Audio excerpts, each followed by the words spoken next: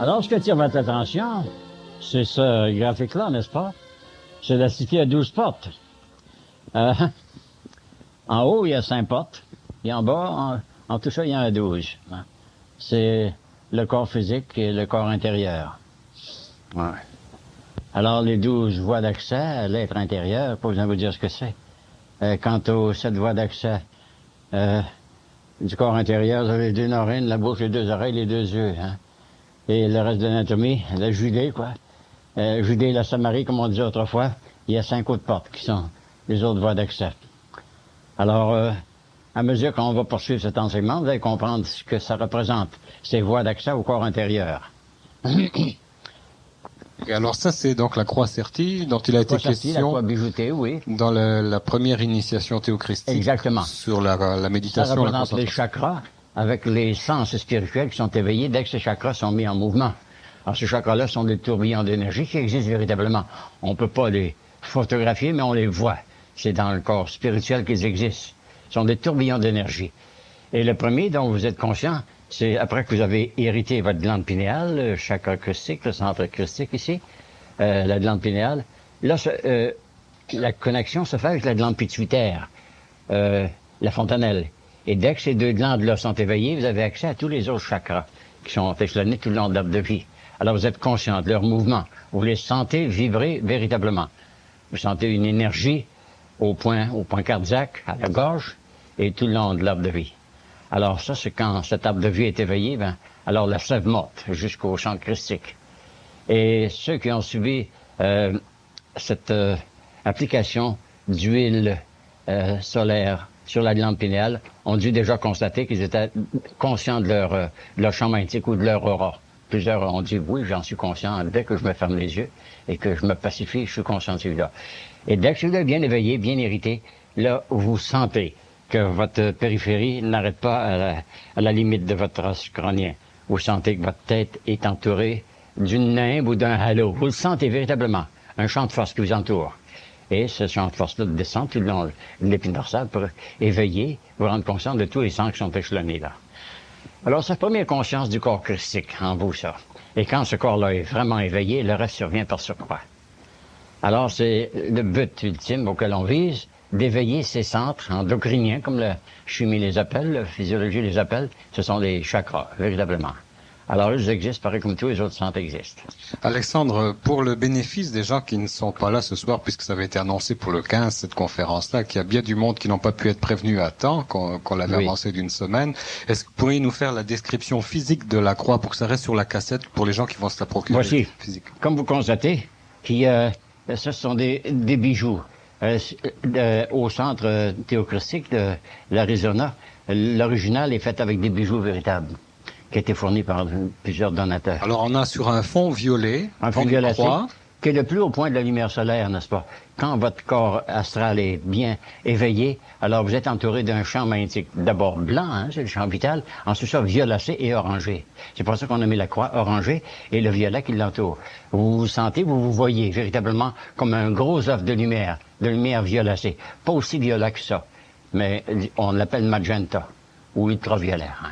Alors, ça représente le fond de votre corps astral, et ça, exactement, l'arbre de vie avec ses ramifications. Bon, alors, est-ce qu'on peut commencer par le haut de la croix, ensuite les branches? Le haut de la croix représente ici le kéter, la couronne, le centre pituitaire, qui est logé ici.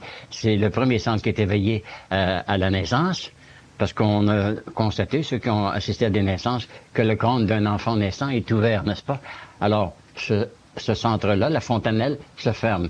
Mais c'est lui qui éveille tous les autres centres qui sont échelonnés tout le long de l'arbre de vie. Ensuite de ça, tous les autres centres se développent parce qu'ils ont commencé leur développement dans la période embryonnaire et les autres se développent également. Alors, on a l'habitude de croire que l'on a 5 sens. En réalité, on a 4 sens seulement. Puis ces sens-là sont tous dans la boîte crânienne. L'ouïe, l'odorat, la vue et le goûter. Tant qu'à la sensation, le sens du toucher, ce n'est pas un sens, parce que le corps tout entier est sensitif. On peut aussi bien avoir une sensation en touchant avec notre avant-bras que touchant avec nos doigts. Donc la sensation ou le sens du toucher n'est pas un sens, c'est une faculté. Alors il y a le sens du désir, l'élan vital, et la sensition qui est l'adaptation à l'environnement. Alors, ce sont les 4 sens qui sont développés avec l'éveil de la couronne. Alors, ici. en haut, sur la croix, c'est Keter, la couronne. c'est Keter. Donc ça, c'est représenté par quel genre de joyau, là, C'est en représenté réalité? par un joyau vert, l'émeraude.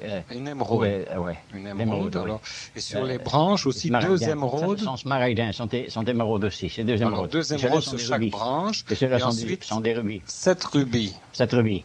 Et Au le diamant. centre, Au un centre, c'est le diamant. corps de diamant. Ouais. C'est le corps de diamant. C'est le centre cardiaque au centre. Ouais. Alors, on va vous donner un manuscrit d'une dizaine de pages. Je pense qu'ils vont vous décrire chacune de ces choses-là. Mireille est en train de les photographier, de les pas les copier, là. Alors, ça fait partie de votre documentation. Alors, la croix est utilisée là dans les exercices de méditation et de concentration. Méditation et concentration, véritablement. Je pense qu'on avait vu ça dans l'enseignement de la première initiation Exactement. christique. C'était Oui. tout le Oui. processus Oui. de travail à partir de cette On forme. l'appelle le chemin de la croix. Ce n'est pas parce que ce rituel-là est adopté par l'Église catholique, mais il est plus ésotérique que le chemin de la croix ordinaire. C'est pas le cheminement de la croix, c'est le chemin. Ouais. Alors, vous allez avoir de la documentation qui va vous renseigner sur la manière de méditer et comment interpréter l'effet de chacun de ces chakras, de ces centres d'énergie qui vont se développer en vous. Et la première faculté que vous devez développer, c'est celui-ci, c'est l'œil central, l'œil christique comme on l'appelle parfois, l'œil pinéal. Dès que ça s'est éveillé, que c'est irrité par l'inhalation du sel ou bien l'application de l'huile, là vous sentez les autres sont éveillés. Celui-là contrôle tous les autres centres. Il contrôle le centre de la gorge, le centre créateur, contrôle le centre cardiaque, le centre solaire, le plexus solaire surtout, et tous les autres.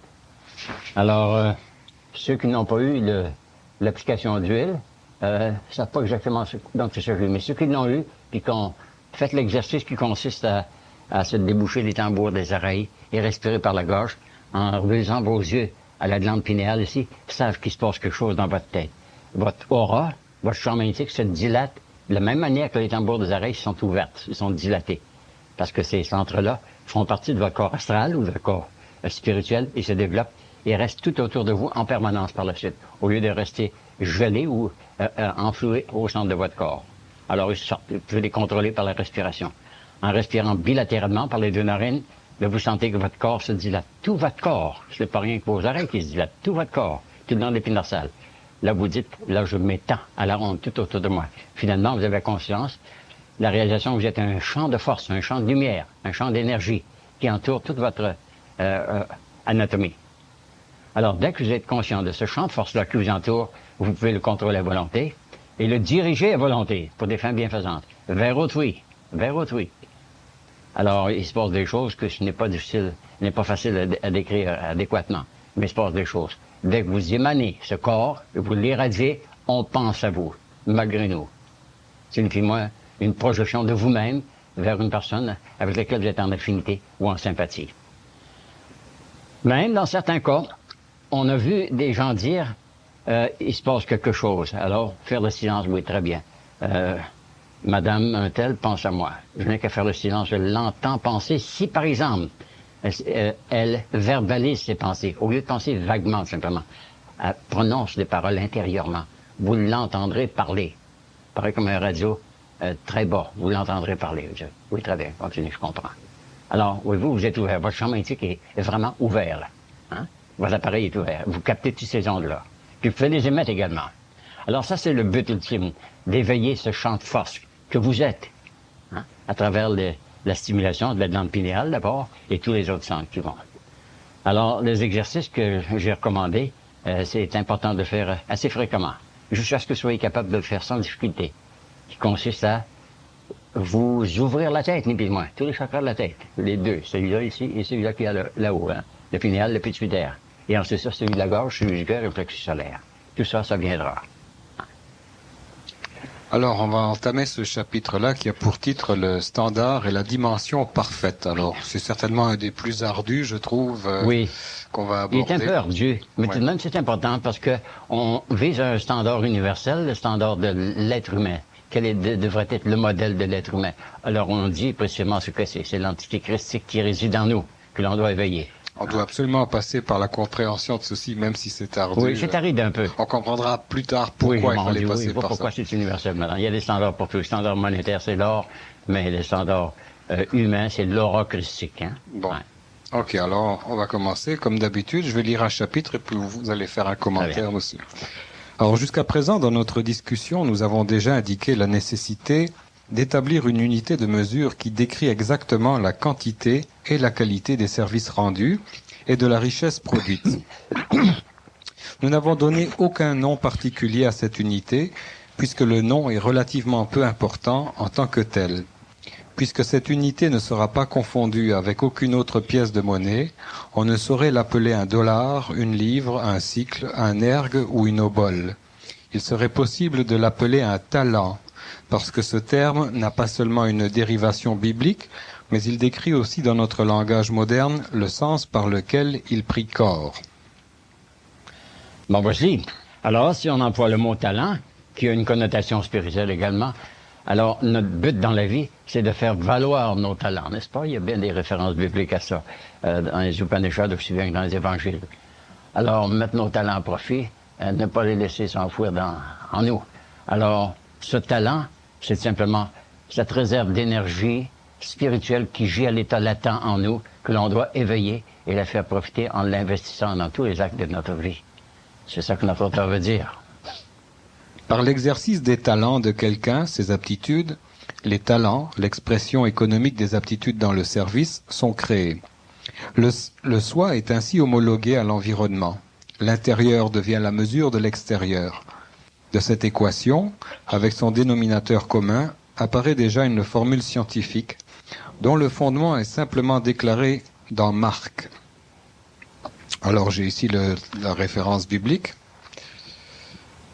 Car celui qui a, on lui donnera, celui qui n'a pas, même ce qu'il a, lui sera enlevé. Donc ça, c'est dans l'évangile de Marc. Oui. Comme vous allez constater, à mesure que l'on progresse, et que vous avez dû le faire dans le passé, cet enseignement-là, on l'appelle théocristique parce qu'il est basé sur l'enseignement du maître, hein? Celui qui convient le mieux à notre lignée judéo-chrétienne. C'est tout l'enseignement de Jésus de Nazareth avec les vérités spirituelles qu'il a énoncées au moyen de ses paraboles et qui a été relatées par les évangélistes. Alors, car celui qui a, on lui donnera, celui qui n'a pas, même ce qu'il a, lui sera enlevé. Justement. Alors, une valeur quelconque laissée en léthargie, non seulement elle diminue, mais on faut lui enlever parce qu'elle ne sert à rien. Ouais. Alors, ils disent ici, soyez certains de bien étudier cette section, car elle révèle une des grandes vérités de la religion chrétienne. Il est impossible pour l'humanité de bâtir un système économique qui perdurera sans établir en premier lieu certains standards et mesures immuables qui sont aussi définitifs que l'esprit humain puisse le concevoir. Notre monde moderne n'a pas encore découvert tous les standards et mesures fondamentales conçus,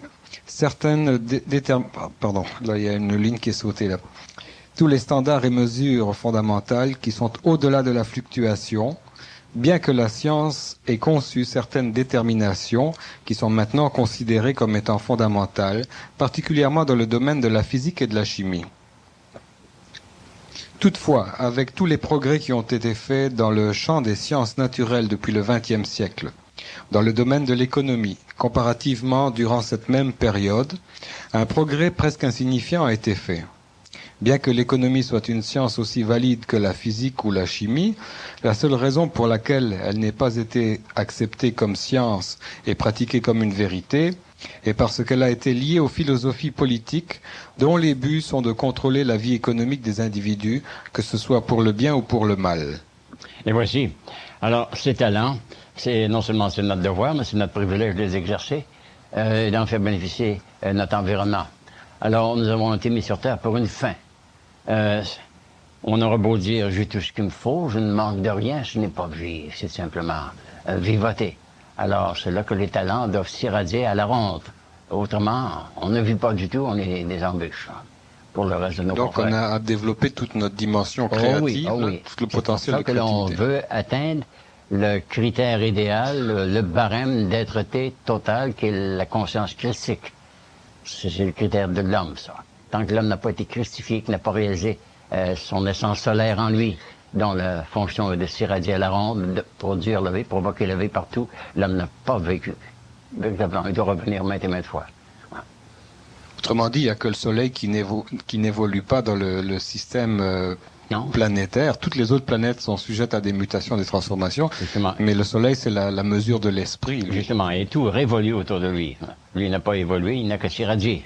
Quand il a terminé son temps, là, c'est fini, il disparaît. Là, il retourne à la maison du Père. Là, tandis que les autres sont obligés de passer par des mutations, les autres planètes. Oui.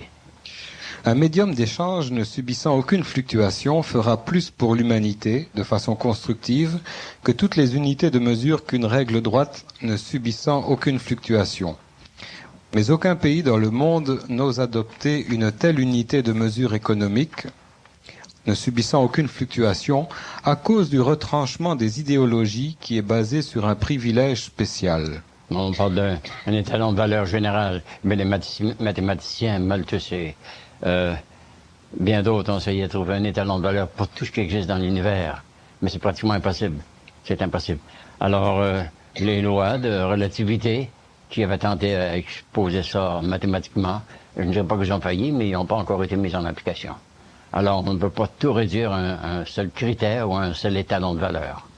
Quant à nous, pour l'étalon de valeur, ça sera l'être-té véritable que l'on est à notre insu et développer la conscience de notre réalité christique ou solaire. Là, on irradie et on évolue au lieu de simplement révoler ou piétiner sur place, comme la plupart de nous faisons. Il faut considérer le fait que l'opération d'un système économique est, sans exception, le plus puissant facteur de l'éducation humaine. Aucun autre facteur dans toute existence humaine n'exerce une telle influence sur le comportement personnel et sur la conduite d'un groupe, financièrement et psychologiquement, que celui de l'impact des considérations et des motivations économiques. C'est pourquoi l'étude de l'économie avec ses implications karmiques est le commencement de toute vraie étude philosophique. Comprenez le karma à la lumière des mathématiques économiques et inversement, des mathématiques économiques à la lumière du karma, et vous acquérez ainsi une fondation en philosophie sans laquelle rien d'autre n'a d'importance.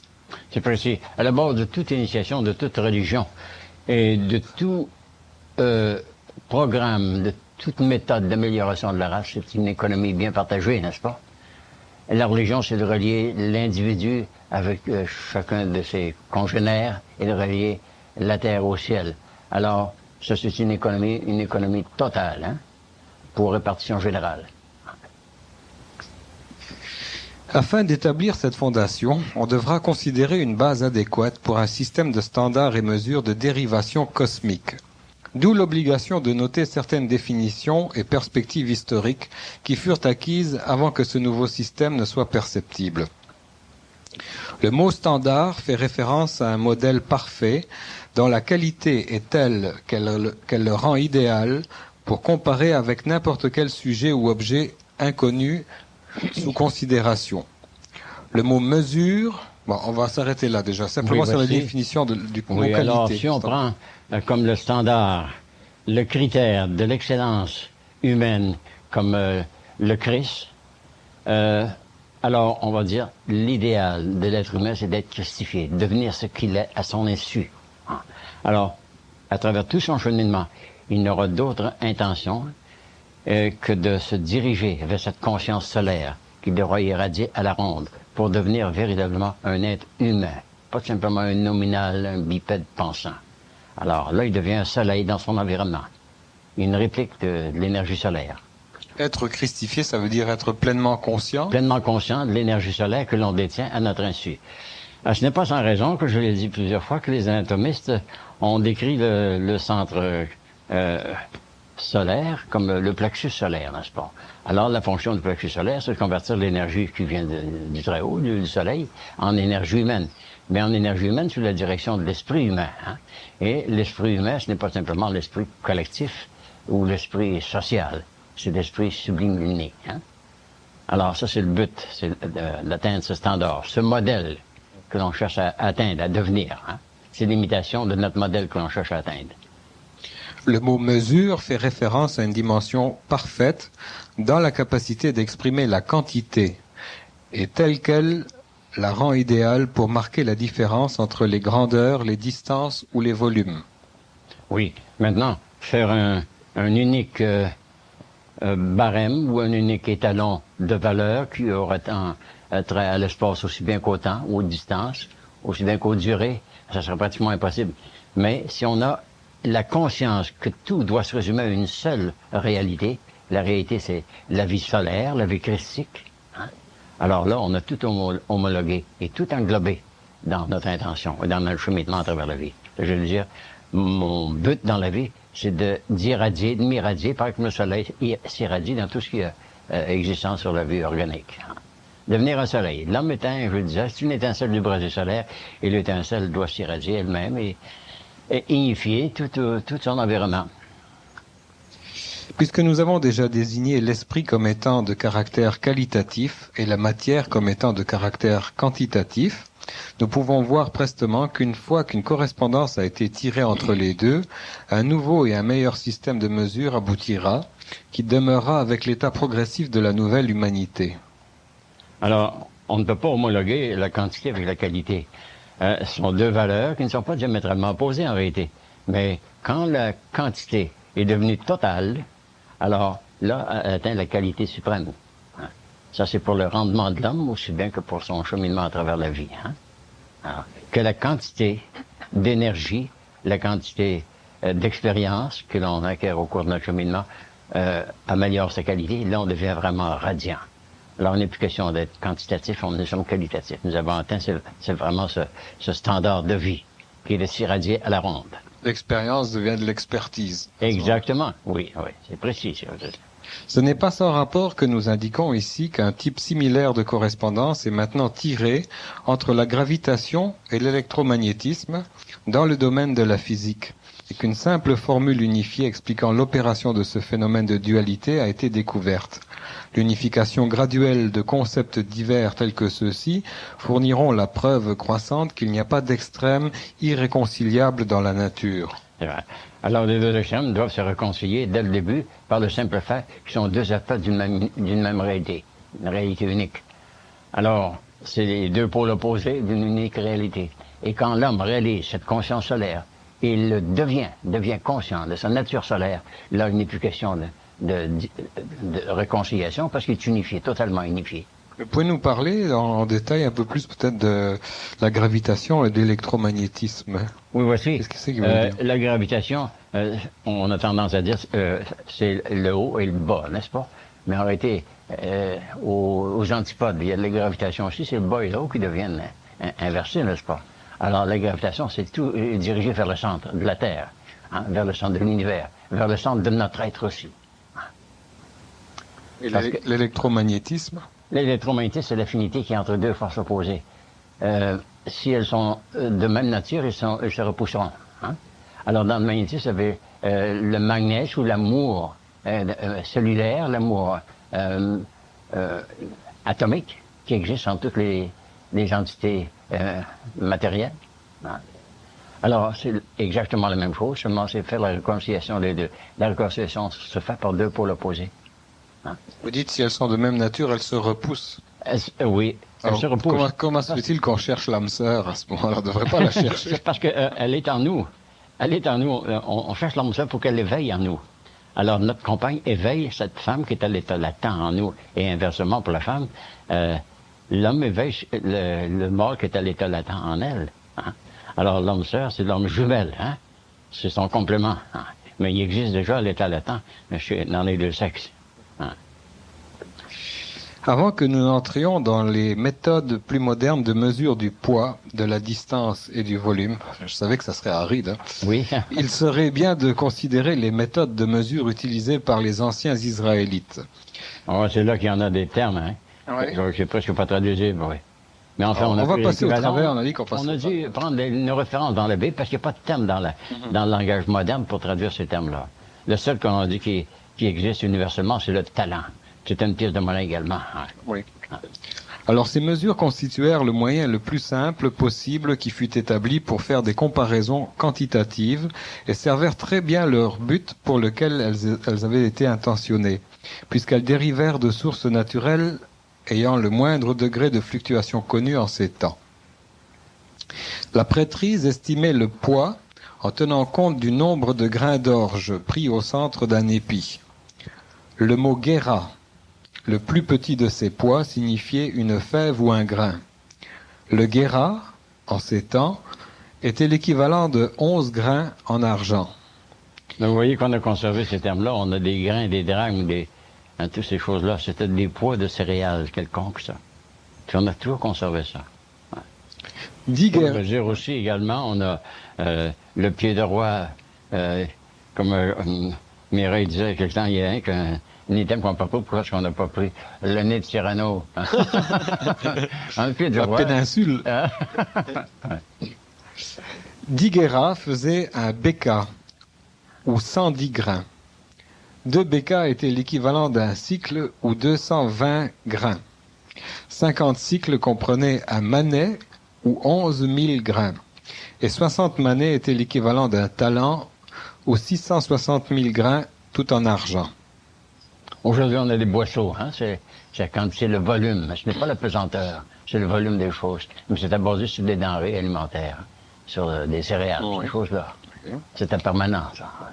Le chef de file des unités de ces poids était le cycle. Tout autre poids était régularisé par ce standard. Le poids le plus lourd utilisé pour déterminer la valeur de l'or et de l'argent était le talent ou kikar. Vous voyez le Lévitique.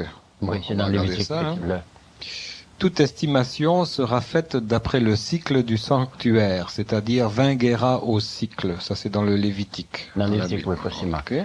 Alors, c'est de là que viennent toutes ces mesures, ces poids et mesures, en réalité. C'était basé sur des choses de la nature, hein, qui ne fluctuent pas.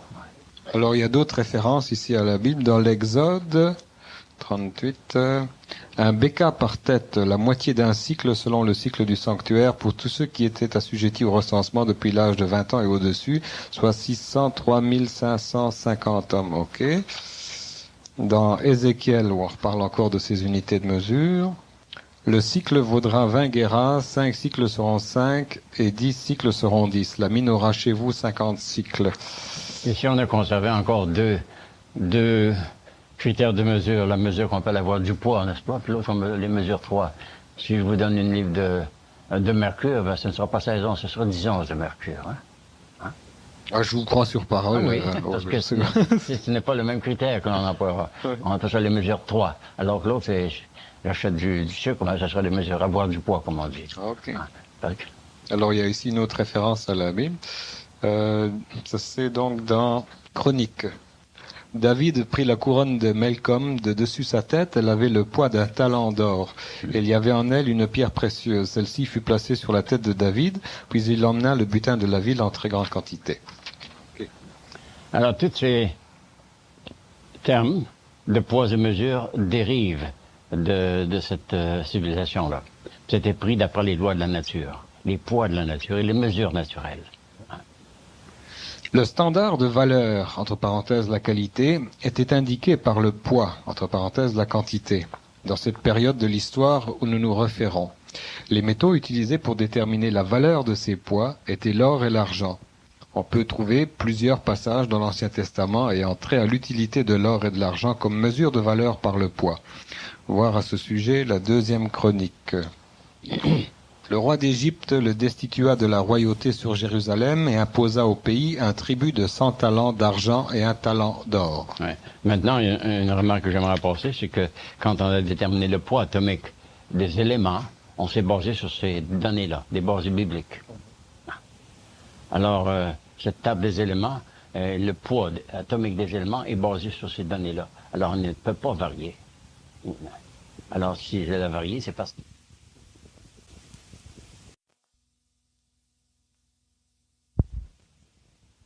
on s'est éloigné des valeurs naturelles. Hein. Dans les tout premiers temps, il n'y avait pas d'argent sous la forme de pièces de monnaie. Ainsi, tout poids était comparé au plus petit dénominateur commun connu alors, c'est-à-dire un seul grain d'orge pris au centre d'un épi.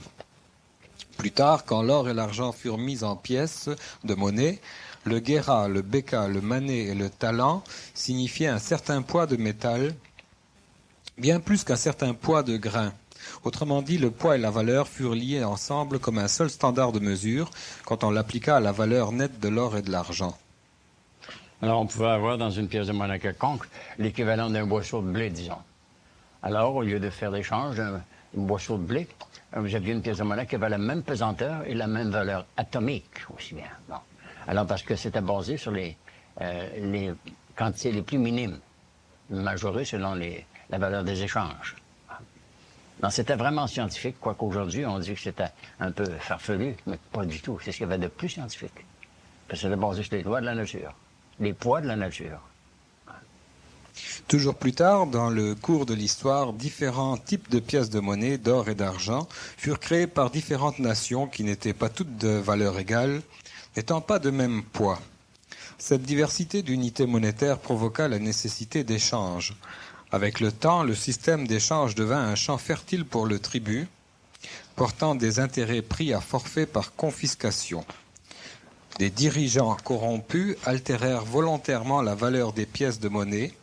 Finalement, avec l'arrivée de l'âge moderne, les pièces de monnaie et l'argent de papier frayèrent le chemin aux obligations et aux sécurités négociables pour la conduite du commerce, et la correspondance qui existait formellement entre la qualité, la valeur, et la quantité et le poids devint complètement perdue.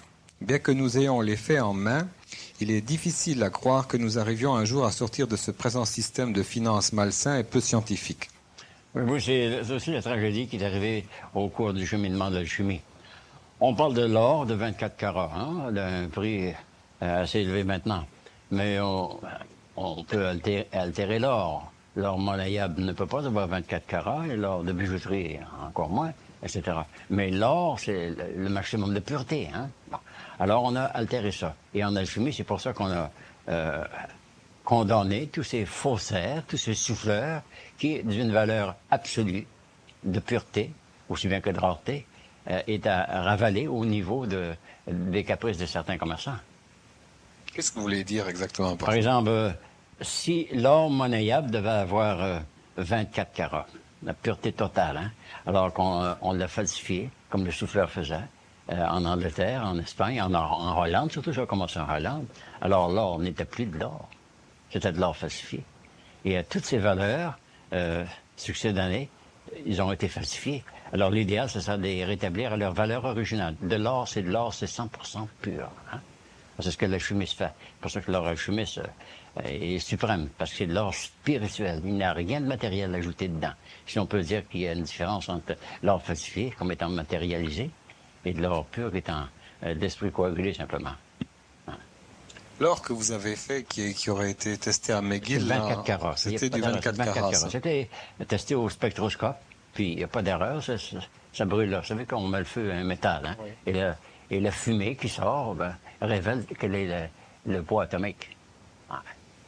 J'avais un affidavit de ça, quand je l'ai laissé à l'âge maçonnique, mais il est encore exhibé, il est encore dré. C'est pas rien que moi qui en ai fait, il y en a deux autres.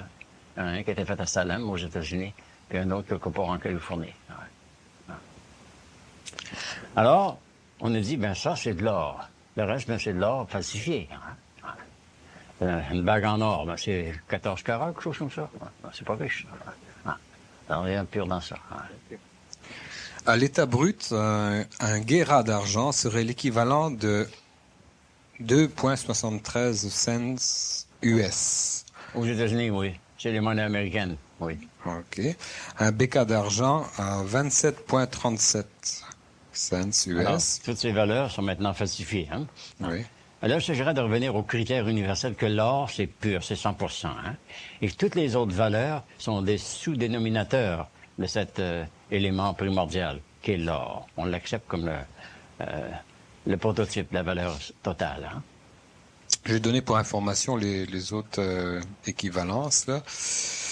Un cycle d'argent 54,74, un manet 27,37 et un talent d'argent à 1642,50.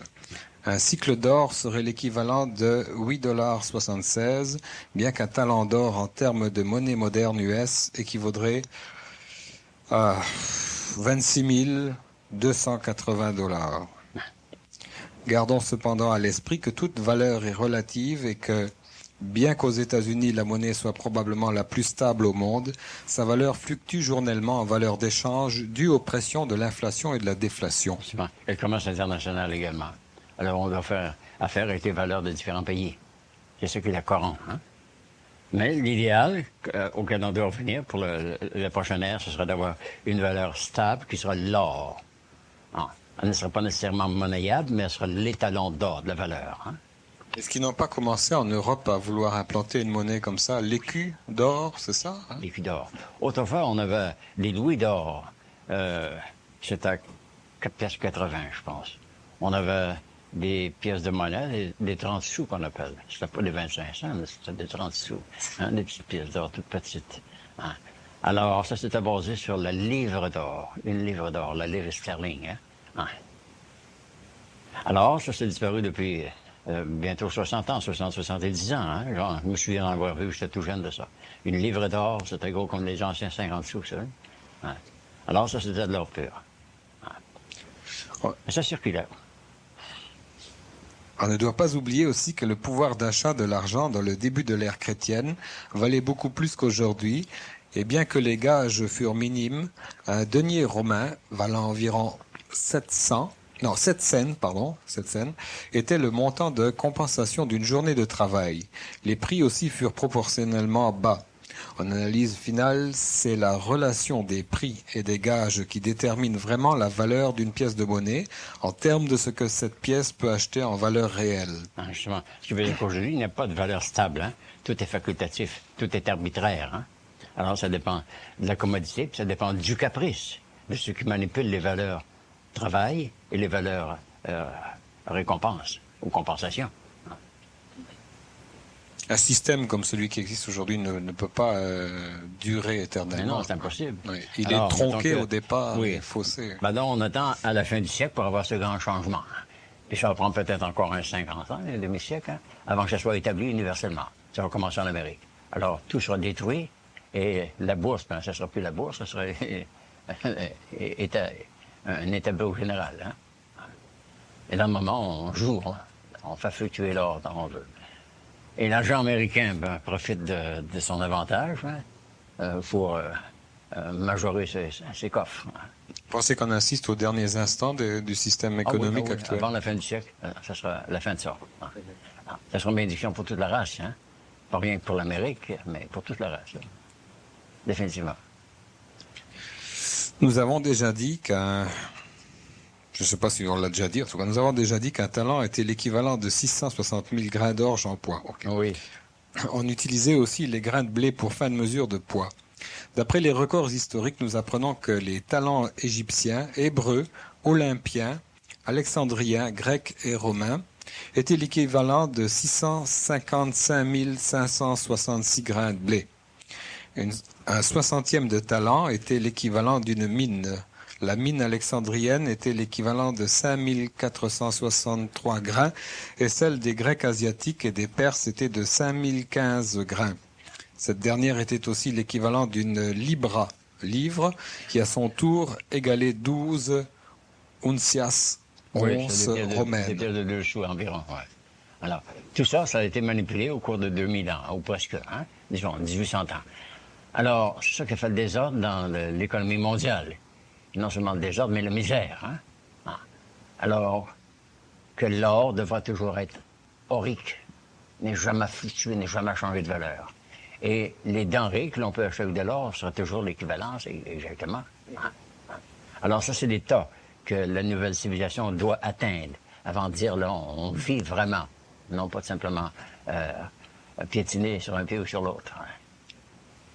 Les grains de blé furent toujours utilisés comme déterminant du plus petit dénominateur commun. La livre de Troie, TROIE, oui, qui était employée pour peser l'or, l'argent et la plupart des joyaux, était l'équivalent de 5760 grains. La livre apothicaire, subdivisée en onces, drachmes et des scrupules, oui. Oui. pesait aussi 5760 grains. Ce sont des termes qui sont employés en chimie. J'ai l'application de tout ça, un scrupule, un drachme, oui. Alors quelqu'un qui avait des scrupules, c'était quelqu'un qui était bien en fait, dans ce temps-là, qui était riche. Il y avait le bol aussi. Ah ouais, j'en vois d'autres qui sont drôles aussi. La livre d'avoir du poids, en un seul mot. Ben, vous achetez une livre de beurre, c'est d'avoir du poids, ça. Hein? Oui. Si on vous demandait une livre, la mesure 3, ils vont vous donner 10 ans seulement. OK. 10 ans de beurre. C'est un Alors, nouveau critère. la livre d'avoir du poids, contenant 16 onces par livre au lieu de 12, équivalait à 7000 grains. Les diamants et les perles étaient pesés par carat, qui donnait l'équivalent de 3,1683 grains chacun. Oui, ce sont des critères de pesanteur, ça aussi. Le diamant et les perles également. Alors, voyez-vous, on a plusieurs systèmes de mesure. Hein, pour les employer. Moi, je me demande où est-ce qu'ils veulent nous emmener après tout ça, parce que... Pour dire que l'idéal, c'est, je dirais pas d'étatiser, mais de normaliser toutes les valeurs pour ce qui vaut qu'il y a une certaine valeur qu'elle garde toujours cette valeur-là, quel que soit le cheminement qu'on lui fasse faire. On va le découvrir dans les leçons futures. C'est comme dans le premier chapitre, tout au début, quand on est parti dans les systèmes de banque karmique, d'économie karmique, etc. On se demandait où on allait. On le comprend dans la première initiation, deuxième initiation. Alors, ça, c'est le cheminement que l'on doit faire pour dire on connaît tous les réseaux, on connaît bien notre alphabet, on va faire la syntaxe de tout ce cheminement-là. Ça va être transposé après sur un plan spirituel. Tout ça. Oui, dans notre vie, oui. On saura ce que sont les vraies valeurs. Alors, on va continuer avec nos affaires d'avoir du poids, là. La livre d'avoir du poids de 7000 grains est maintenant considérée standard pour toute fin pratique. Bon. La méthode la plus simple qui est enregistrée dans l'Ancien Testament pour mesurer la distance était par la main, c'est-à-dire qu'on utilisait le doigt, la paume et l'avant-bras. La mesure la plus petite était le travers du doigt humain. La largeur des 4 doigts collés l'un à l'autre était la deuxième mesure plus petite. Oui, mais ça, c'est fluctuant parce qu'on n'a pas tous les mêmes doigts. On avait un pied du roi. C'est pour ça qu'on faisait la chasse tout à l'heure au sujet de le nez, on prenait les caractéristiques faciales. Il y a des nez cyrénois, hein? Les Cyrano. Les bonnes mesures. Ah oui, pas vrai. Bon, en tout cas. Alors, on disait le pied de roi. C'est un barème que l'on avait établi. Hein? C'était Charles II, hein, n'est-ce pas?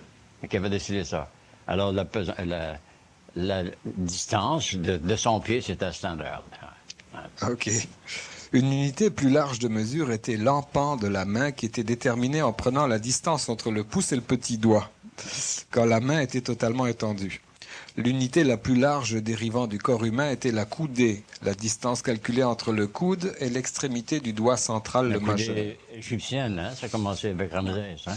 Bon, on l'a vu dernièrement, là, ce musée, hein? La coudée qui était accoudée. Alors, ça a été facultatif.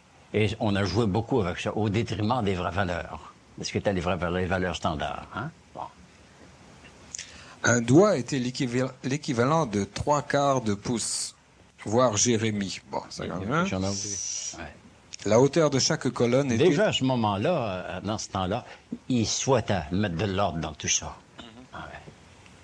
On dit ici dans Jérémie, la hauteur de chaque colonne était de 18 coudées et un cordon de 12 coudées en mesurait le tour.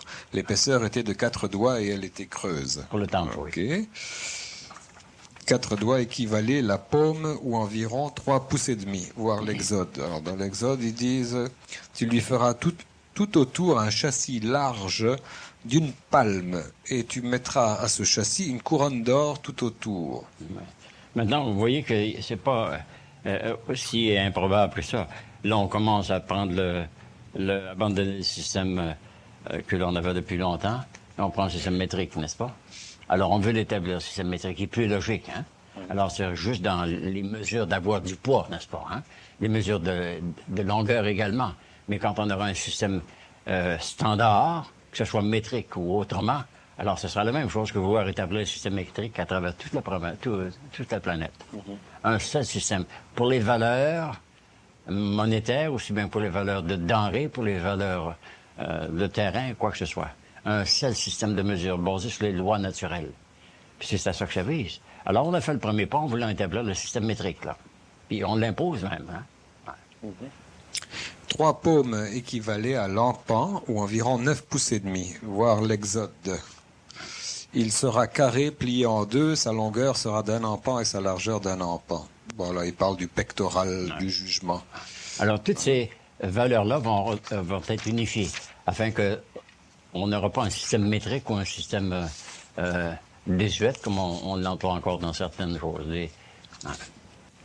2 empans égalait une coudée ou environ 1 pied et demi, voire Genèse. Oui. Alors, et voici comment tu la feras. Il parle de l'arche. Ah oui, l'Arche d'Alliance. Oui. Oui. De 300 coudées sera la longueur de l'arche, de 50 coudées sa largeur et de 30 coudées sa hauteur. Pourriez nous parler un peu de l'arche? C'est quoi l'arche? Oui, d'abord, il y a 2 arches. Il y a l'Arche d'Alliance, hein. Noé, Bon, il y a l'Arche de Noé. Hein. Bon, maintenant, il ne faut pas l'interpréter purement matériellement. Hein. L'Arche d'Alliance, c'est une batterie d'énergie solaire. Hein. Ça, c'est un fait. Hein. C'est une batterie d'énergie solaire. Comment les Hébreux, il y a 2500 ans ou 3000 ans, étaient capables de fabriquer... Bien avant ça. Bien avant ça. Ah oui. L'énergie était là, on n'avait qu'à la capter. Souvent par pur hasard, mais on savait que l'énergie existait. Les mesures sont très précises là-dedans. Oh oui. Hein? Les mesures sont précises. On a constaté, particulièrement dans l'Arche d'Alliance, pour qu'il y ait une force anode et une force cathode, il fallait qu'il y ait une certaine distance. On connaissait la force de propulsion et la force d'attraction des 2 pôles. Alors, l'Arche d'Alliance, c'était un instrument scientifique dans la mesure était d'équilibrer les 2 aspects d'une force universelle, qui était l'électron ou l'électricité, comme on l'appelait. Et d'où leur venait cette connaissance? En tout cas, c'est pas tout le peuple qui avait cette connaissance-là. Non, ce n'est pas, je parle souvent de l'homme Cro-Magnon et de l'homme néandertal, mais ça venait d'ailleurs, ça venait de ceux qui ont surveillé l'évolution de l'homme, hein? Des extraterrestres, quoi, qui l'ont hominisé, hein? Parce que par eux-mêmes, ils n'auraient pas découvert ça. Mais ça leur a été enseigné parce que ça existait ailleurs. Hein? Alors, les Vénusiens, maintenant, ce sont les Vénusiens qui ont hominisé l'homme, qui l'ont permis de se débrouiller dans les conditions hostiles, qui l'ont éduqué graduellement. Alors, ça venait d'ailleurs. Et l'Arche de Noé, mais l'Arche de Noé... Est-ce que c'est symbolique ou est-ce que c'est une réalité physique? C'est une réalité, oui, c'est une réalité. Mais seulement, il ne faut pas s'imaginer que le déluge a été universel. Hein? Il n'a pas été universel, c'était local. Il y a 5 histoires du déluge dans les annales de l'humanité, n'est-ce pas?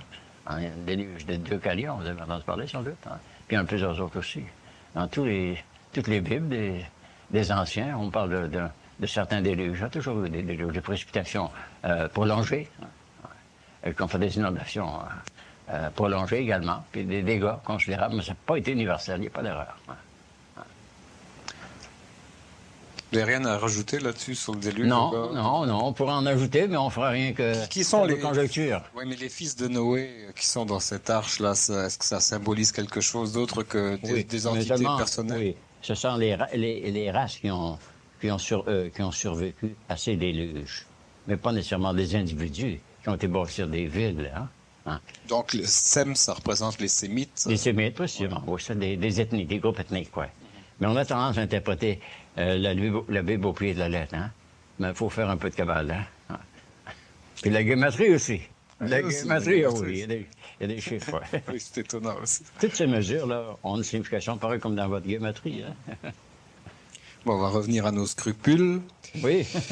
Alors, 2 coudées étaient utilisées au temps où les Israélites habitaient la région méditerranéenne. La coudée naturelle, utilisée en Égypte, en Chaldée, en Phénicie et en Grèce, et la coudée royale de Memphis, aussi utilisée en Babylonie et en Chaldée.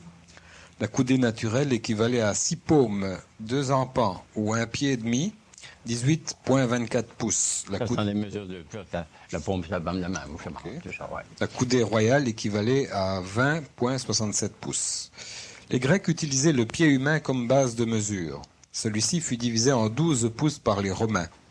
3 pieds de 12 pouces devinrent un cubitus romain. Cette distance fut perpétuée par les Saxons et les Normands comme standard d'une verge. Après 1854, cette distance fut légalisée comme la longueur standard d'une barre de bronze à canon, entre 2 clous dorés, à une température de 62 degrés Fahrenheit et à une pression barométrique de 30 pouces. Hein, comme vous voyez, c'était tout arbitraire, ces choses-là. C'était des accords conçus, et d'autres avaient d'autres accords. Alors, il y avait litiges entre tous ceux-là. Alors, l'idéal, comme dans le temps, c'était d'unifier tout ça pour avoir un seul système de mesure, un seul standard de valeur, hein, basé sur l'énergie solaire. Hein. C'est un peu comme avec les religions aujourd'hui, ça nous prendrait aussi un standard de mesure de valeur. Oui. Non, ouais. Alors, on prend comme standard... Il y a des ordres à mettre aussi. Là. Ouais. Dans Ézéchiel, bon, on va regarder dans Ézéchiel, c'est qu'on nous dit là. Nous apprenons que le roseau était une autre mesure standard égale à 6 coudées ou environ 9 pieds et demi. Bon, Ézéchiel. Alors, le temple futur. Quand il m'eut amené en ce lieu, voici qu'il y avait un homme dont l'aspect était comme celui de l'airain. Il avait dans sa main un cordeau de lin et une canne à mesurer, et il se tenait à la porte. La vision d'Ézéchiel, oui. Ouais, ça c'est bien intéressant, ça. C'est terrible tout ça.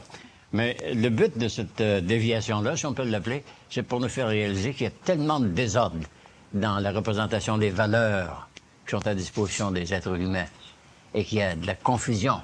Et tant que cette confusion-là n'aura pas été nivelée, détruite, annulée complètement, on ne pourra pas progresser parce qu'il y aura toujours de l'animosité. Oui, moi ce que je trouvais intéressant là, c'était particulièrement dans le chapitre d'Ézéchiel, là. Ce que je voulais dire, c'est que il parle d'un homme dont l'aspect était comme celui de l'airain. Oui. Qu'est-ce que c'est ça? C'est une figure de langage, sans doute. Mais un homme qui aurait l'aspect de l'airain ressemble à un robot, non? Pas nécessairement. Non, c'est quoi l'airain? C'est un mélange de cuivre et de fer. Cuivre et de fer. Ouais. Vous en connaissez beaucoup des gens qui ressemblent à ça ici? Pas exactement. Du mélange de cuivre c'est un homme de fer. Un bras de fer. En tout cas. Joe Montferrand. Ouais. Alors, pour vous, c'est normal. Il n'y a rien là. Ézéchiel rencontre un homme de fer, là. OK, c'est une figure de langage qui peut être interprétée symboliquement, mais c'est entendu que ce ne sera pas un robot parce qu'il manifeste l'intelligence. Oui. Quoique les robots, parfois, manifestent autant d'intelligence que leur créateur. Ouais. En tout cas, ça, Ézéchiel, là, ça, je trouve ça assez trippant. L'idée générale, pour passer à travers l'aridité de ces textes-là, c'est de faire réaliser que tout ce désordre qui existe à travers la planète, qui existe depuis si longtemps, sont la cause de toute cette pauvreté, cette pénurie de valeurs dans certains groupes, alors que les autres en ont sur abondance.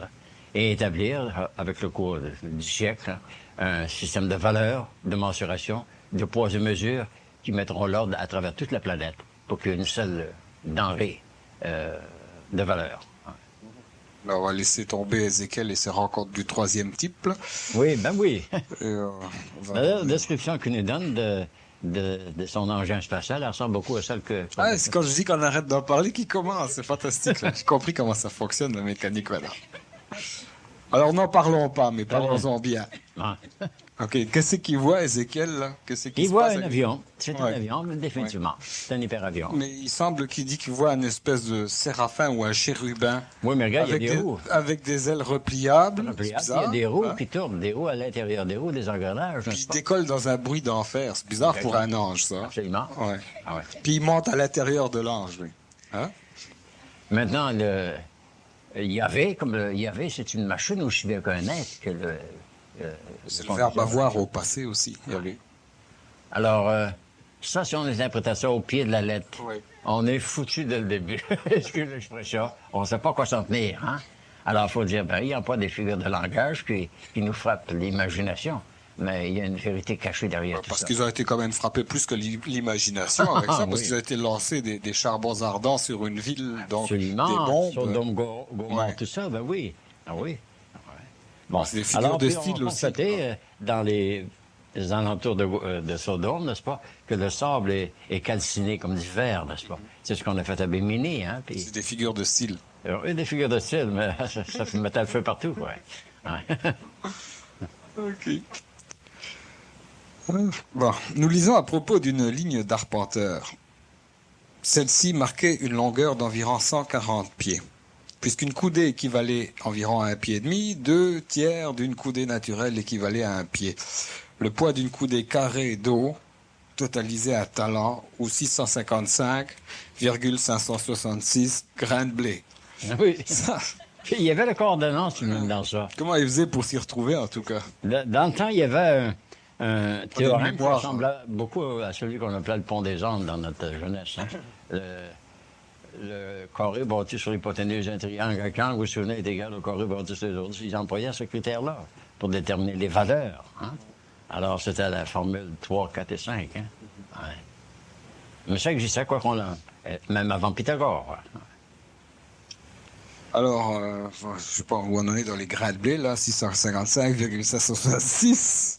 Ceci était la manière par laquelle les anciens établissaient des rapports ou correspondances de poids et de distance. Aujourd'hui, le pouce est la plus petite unité d'utilité générale de mesure linéaire. 12 pouces égale un pied, 3 pieds égale une verge, 5 verges et demi égale une rode, 40 rods égale un furlon. Moi, je veux bien. Un furlon? C'est un arpent. Ah, ok. Puis rod, je dirais une perche. Comment il fait pour savoir ça? En tout cas, vous devez être la seule personne sur la Terre qui est au courant de cette sombre histoire. En tout cas. C'est pour ça que je dis que c'est le dernier des authentiques. Alexandre, que c'est un patriarche, hein, parce qu'il a cette mémoire-là de 2500 ans qu'il a ramassé des grains de blé. On s'excuse de vous donner quelque chose de si aride, mais c'est pour faire réaliser que les innovations qui se font présentement et qui vont se faire de plus en plus d'ici à la fin du siècle, afin que le siècle prochain soit une nouvelle vie, hein? Alors, c'est pour se débarrasser de toute cette foutaise, excusez l'expression, toute cette foutaise qui existe depuis plus de 2000 ans, et je dirais même 2000 avant Jésus-Christ. Alors, il y a rien que les Hébreux qui ont dit, il serait temps de mettre l'ordre dans ça, hein? Alors là, on a commencé par changer le système ordinaire par le système métrique. C'est le premier pas qu'on a fait, puis on l'accepte universellement maintenant. Alors, tous les autres systèmes de poids et mesures vont changer aussi. Enfin, les Anglais n'ont pas accepté ça encore. Ah oui, il va falloir qu'ils l'acceptent, ils n'auront pas de choix. Pensez-vous? Ils n'auront pas de choix. Non, ils n'auront pas de choix. Alors, bon, on était dans les furoncles, là. Alors, 40, en tout cas. Oui, des furlots, il y a ça, des furlots. OK, toujours pour de la On n'a pas le formation. terme furlough dans l'armée, on disait ça, c'est l'espace de 15 jours de permission. Sans désertion, oui. Okay. Alors, 40 rods égale un Ce furlon. sont des perches, les rods sont des perches. Je vais tout mêler, là. 40 rods égale un furlon, 8 furlons égale un 1000 et 3000 égale un lieu. Ceci était le standard pour les mesures terrestres. Bon, ça semble plutôt des mesures extraterrestres, en tout cas. Une situation légère... Les mesures terrestres viennent d'ailleurs. Ils viennent d'ailleurs, il n'y a pas de reste. Ça doit. Oui. Une situation légèrement différente avait rapport aux mesures nautiques. Oh là là. Ah, vous avez un 1000 nautique, n'est-ce pas? C'est plus long qu'un 1000 terrestre. C'est plus long qu'un 1000 C'est parce terrestre. qu'il y a plus d'eau de mer que Oui, de terre. maintenant, oui, puis il y a 1000 à vol d'oiseau aussi. Hein? Alors, il n'y a pas d'aspérité. Alors, c'est trois mesures différentes. Un 1000 terrestre avec toutes ses aspérités, un 1000 nautique au gré des courants, puis le 1000 à vol d'oiseau, ben, c'est direct. Ah non, on dit un 1000 quand même. On dit ça, un 1000 à vol d'oiseau. Oui. Oui, on pose cette expression-là. Alors- C'est mal la confusion, tout ça, hein? Oui, certainement. Alors, C'est dramatistique, je trouve. oh oui. Alors, 6 pieds étaient l'équivalent d'une brasse, 120 brasses équivalaient à la longueur d'un câble nautique, 7 câbles et demi équivalaient à un 1000. On notera qu'un 1000 terrestre équivaut à 5280 pieds en longueur, alors qu'un 1000 nautique est de 6000 pieds. Ben oui, oui. Oui. Ces divergences devront être abolies et tout le système de mesure devra être simplifié avant que le nouvel ordre des âges puisse s'appliquer au champ de l'économie. Bon, alors là, on sait quoi s'en venir maintenant. Il s'agit de mettre l'ordre dans tout ça pour éviter cette confusion, afin que les gens puissent se comprendre, hein, puis être d'accord sur toutes Ils les comprennent valeurs. d'abord conscience du désordre. Oui, En tout cas. à moins de dire le désordre, ça ne pas pour mettre l'ordre. C'était une leçon très très initiatique là, qui a exercé beaucoup de notre patience. Oui. Alors, c'est important de faire pour faire réaliser toute la confusion qui existe à travers la planète au sujet de ces valeurs, des valeurs chronologiques, mais c'est bien des valeurs de distance, etc. Puis on a, dans toutes les directions, puis des valeurs monétaires, aussi bien que des valeurs de denrées nécessaires à la vie. Alors, pour mettre l'ordre dans ça, c'est faire table rase. Ah, c'est ça qu'on fait. On souhaite qu'il y en ait parmi vous qui feront partie du gouvernement mondial Ah un oui, jour, ben oui. qui pourront établir tous ces systèmes-là et que ça aura servi vraiment à quelque chose d'important. Alexandre Lachance, on vous remercie 1000 fois, encore une fois, pour toutes vos connaissances. Merci Alexandre. Hein?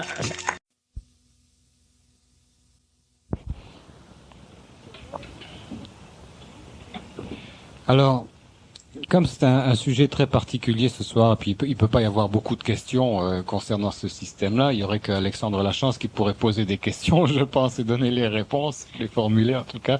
Ce qu'on va essayer d'établir ce soir, c'est un dialogue avec Alexandre Lachance. Donc c'est pour la raison pour laquelle on vous demande de vous approcher. afin que vous puissiez poser vos questions verbalement, là, à haute voix, directement à Alexandre Lachance, quel que soit le sujet ou l'interrogation que vous avez. Hein. C'est sujet libre, là, pour cette deuxième heure. Donc, posez vos questions assez fortement. Si ça n'est pas entendu, à ce moment-là, je vais répéter la question au micro pour le bénéfice de ceux qui écouteront les cassettes. Ça me fait une bonne compréhension, oui. Est-ce qu'il y a encore parmi vous des personnes qui ont leurs questions par écrit, là? Y a-t-il d'autres? Personne? Ça fait qu'on va passer au travers de ces 3 questions-là, puis ensuite on commencera le dialogue.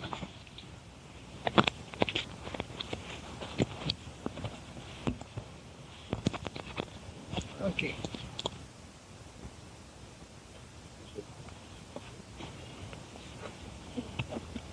Alors, Alexandre Lachance, quel est le pouvoir curatif de l'or? Voici, l'or a la propriété de s'irradier. On sait que l'or perd de son volume, aussi bien que de sa pureté, à mesure qu'il est manipulé. Hein? Parce qu'il s'irradie continuellement. Il est très mou, hein? C'est de l'or pur. Hein? C'est pour ça qu'on fait un alliage ou un amalgame pour le conserver plus longtemps. Alors, sa capacité thérapeutique, c'est de horrifier le système. Parce que le corps spirituel, c'est de l'or aurique, hein, de l'or. Alors que ce soit de l'or sous forme d'énergie humaine, ou bien sous forme d'énergie cristallisée, c'est que dans le métal, c'est toujours de l'or. Puis de l'or s'irradie. C'est le métal solaire. Puis la propriété du soleil, c'est de s'irradier. Et de l'or également. Est-ce que vous pouvez parler en regard de la salle pour que tout le monde vous entende l'or bien? a une propriété radiante. Que ce soit l'or de votre aura, mais l'or métallique, il s'irradie. Alors, c'est ça qui fait non seulement sa beauté, sa rareté, mais sa qualité aussi, dont on ne soupçonne pas l'effet immédiatement, mais on sent intuitivement ou instinctivement que l'or est précieux à porter et bienfaisant. Alors, si vous avez des questions concernant l'explication qu'il vient de donner, n'hésitez pas, vous levez la main, puis vous y allez la poser. Toujours nos problèmes de technique. Ça va. C'est spécial, c'est parce que je vais rentrer comme ça. Je pense que ça va tenir. Ah. Une autre question aussi, comment définissez-vous l'alchimiste, ses buts, etc. Voici, l'alchimiste, c'est un homme qui a d'abord réalisé que toute vie est de la vibration et de la radiance. Et son but est de capter cette énergie-là qui génère automatiquement à travers tout son cheminement dans la vie et qui peut la prendre des espoirs célestes aussi bien que dans sa nutrition et qui la libère à volonté pour éveiller la vie latente dans les 3 reins de la nature. On a pensé que le but principal de la chimie, c'était de transmuer les métaux vils en or, ou bien d'accélérer la croissance des végétaux, ou bien d'épurer le système. La chimie, pour la définir, consiste à éveiller l'énergie latente ou en léthargie dans les 3 reins de la nature. Ça accélère le mouvement vibratoire dans le métal, dans le minéral, aussi bien que dans le végétal, et dans le règne humain, c'est pur la cellule de toute la terrestrialité qu'elle aurait pu absorber au cours de sa vie. Alors, c'est une épuration du système, des 3 systèmes, du système minéral. On dit du plomb, par exemple, c'est un métal vil, que c'est de l'or lépreux. Introduire de la pierre de projection dans du plomb en fusion, vous y faites céder toute sa lèvre et ça devient de l'or en dedans de quelques minutes. Hein. Vous le mettez dans un sol sous forme d'huile. Alors, une poire avocat va éclater dans 24 heures, une noix de date à peu près une nuit, alors que normalement, ça prendra un mois avant de germiner. Et dans le système cellulaire, ça va créer dans l'homme, ça va créer une fièvre artificielle qui va le faire suer abondamment pendant 30 ou 40 heures. Alors, à faveur de cette sudation-là, de cette sueur-là, la personne qui est intoxiquée exude toutes les impuretés qu'elle aurait pu accumuler. Alors, c'est à bâton rompu ce que fait l'alchimie. Épurer les 3 systèmes, les 3 reins de la nature, de leur terrestrité. Dans le métal, ça accélère sa croissance. Dans le végétal aussi. Et dans l'homme, ça l'épure. Ça épure ses cellules. La définition, c'est donc d'accélérer le mode vibratoire dans les 3 reins de la nature afin qu'ils atteignent leur maximum de rendement. Et l'alchimiste a compris qu'en employant l'énergie solaire, qui est réfléchie par les rayons de la Lune, tel qu'on fait dans le mode avril, hein, sous forme de rosée céleste, avec le sel, on fait un épurateur comme ça. Alors, on l'appelle la pierre philosophale pour de meilleurs termes. c'est un catalyseur de vie. C'est le but de l'alchimie. Éveiller la vie qui est en léthargie ou qui est en latence dans un terrain de la nature. Mais ce qui est plus précieux, c'est dans le système humain. Inonder le marché d'or, ce ne sera pas pratique. Ce sera même nuisible. Hein? Si l'or devenait aussi facile à faire que du plastique, ce ne serait pas un cadeau à faire à l'humanité. Et dans le règne végétal, on le fait déjà à Finron, à bien des endroits, n'est-ce pas? Alors, c'est de l'alchimie qu'on fait. Et en Suisse, à Dornac, hein, on en fait aussi. Et à Saint-Cyr-sur-Mer, on en fait. En Inde, à Junta, on en fait. Et dans l'Utah, Salt Lake City, on en fait aussi. Dans les trois départements. Alors, l'alchimie, c'est un catalyseur de vie dans les trois règnes de la nature. Est-ce que vous avez des questions en rapport avec le métier d'alchimiste ou l'alchimie, des questions techniques? Allez-y. Hein? Peut-être pas technique, mais est-ce que porter de l'or sur soi apporte quelque chose en particulier? Bon, oui, je répète la question. C'est un état d'esprit, mais je pourrais dire que tout est esprit. Mais vous vous sentez un peu plus horrifié, un peu plus riche avec de l'or en poche. Hein? Bon. Alors, c'est un état d'esprit, je veux dire, je suis pas conscient, j'ai de l'or plein mes poches. Hein? Alors, la question était de il y a savoir... quelque chose de mieux que ça. Parce que l'or s'irradie, je viens de le citer. L'or irradie son énergie. Hein? Porter une pièce d'or longtemps sur vous, elle va diminuer de poids, de pesanteur. Soyez-en sûrs. Elle perd son énergie, elle irradie son énergie. Et vous en bénéficiez. Elle perd sous forme d'énergie. Et vous en bénéficiez, ça. Votre corps intérieur, votre corps spirituel est fait d'or. C'est un gaz d'or. C'est une entité aurique. L'or, c'est l'émanation du soleil. L'or, c'est du soleil cristallisé, du soleil coagulé. C'est exactement ça que c'est.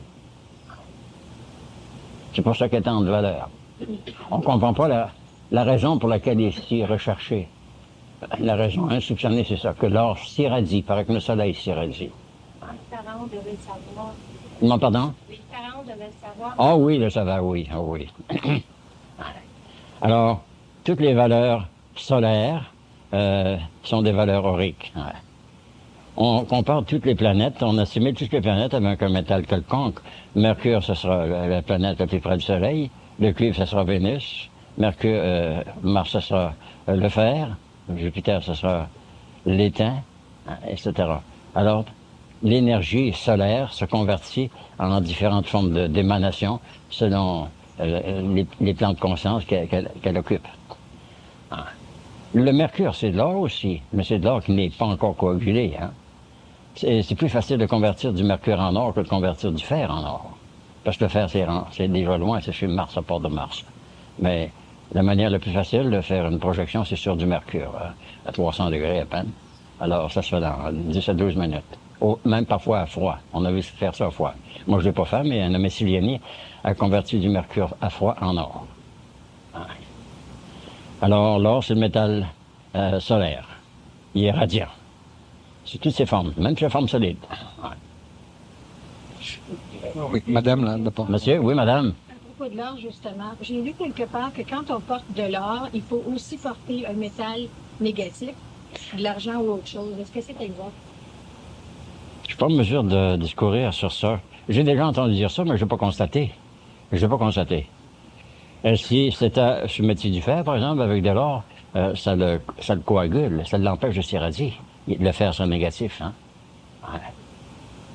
Mais je suis pas suffisamment familier pour en parler en connaissance de cause. Je l'ai déjà entendu dire, mais je n'ai pas étudié. C'est possible, ça. On fait des amalgames quand on veut conserver un métal dans son état original, hein? Avec du mercure, on peut mettre ça avec d'autres éléments, puis ça se conserve plus longtemps. Ça diminue leur valeur. Mais c'est possible, pour le conserver. Un métal négatif avec un métal positif. Mais le soleil, c'est ce qui est le plus positif, hein? Alors, avec du fer, ça devrait le conserver plus longtemps. Ouais. Monsieur. Est-ce que l'or est fabriqué par le soleil ou bien est-ce qu'il est Il est fabriqué par la Terre. Par la Terre. Tous les métaux, tous les métalloïdes proviennent du soleil. Tous. Si l'énergie, l'émanation solaire tombe sous un sol qui est argileux, par exemple, l'argile, c'est le détritus de toute l'énergie, les déchets organiques de la Terre, ça fera du plomb, qu'on appelle de l'or lépreux. Si ça tombe dans le 16 coefficient de fer, ça va faire de l'or pur. Ou dans le cobalt, ça fera de l'or pur aussi. Mais ça vient tout du soleil. Toute l'énergie minérale, végétale ou animale ou hominale vient du soleil. Tout vient du soleil. Et cette énergie-là prend les qualités du sol dans lesquelles elle tombe. Il y avait je ne sais pas si c'est une théorie, mais quelqu'un disait que l'or qu'il y avait sur la Terre était en fonction des qualités humaines qui étaient développées par les hommes, qui avaient certaines correspondances. C'est un peu conjectural, ça. Ouais. Non, mais l'or existe en l'homme, hein? Ouais. C'est la plus haute forme de vibration d'énergie solaire dans le sol, hein, dans la Terre. Ouais. Maintenant, les sols qui contiennent de l'or génèrent aussi du radium. Les Curie ont découvert ça, monsieur et madame Curie, vous savez, ça de radium, là. Ils ont découvert de l'or, là où la végétation était plus luxuriante, plus abondante.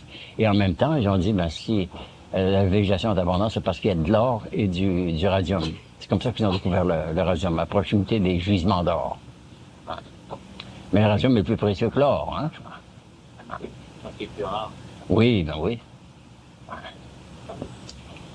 Moi, j'ai déjà vu qu'un médecin a déjà fait ingérer des poussières d'or certainement. Oui, on appelle un terme en alchimie qu'on appelle de l'or liquide, hein? De l'or liquide.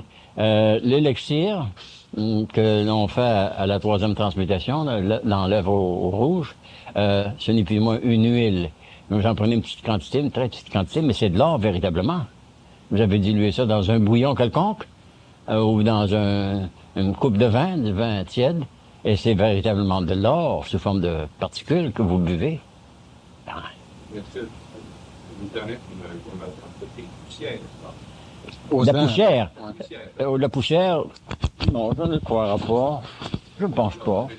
Non, sous forme d'élixir, sous forme d'huile aurique. On appelle ça l'huile aurique. Ah, mon pauvre François, c'est un problème, c'est un problème. C'est ça, oui. Juste Ah, à le poser comme ça dessus. Bon, OK.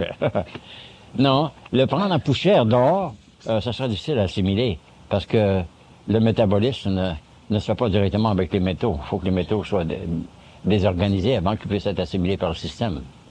Non, sous forme d'huile aurique. Ouais. D'élixir, on appelle ça de l'élixir. Ouais. Quand on a fait la sublimation du cinabre, qu'on l'a pulvérisé, qu'on l'a réduit en liquide, ensuite de ça en gaz, là, il retombe de nouveau en huile en l'exposant au soleil. Là, c'est de l'or liquide, mais pas l'or pulvérisé.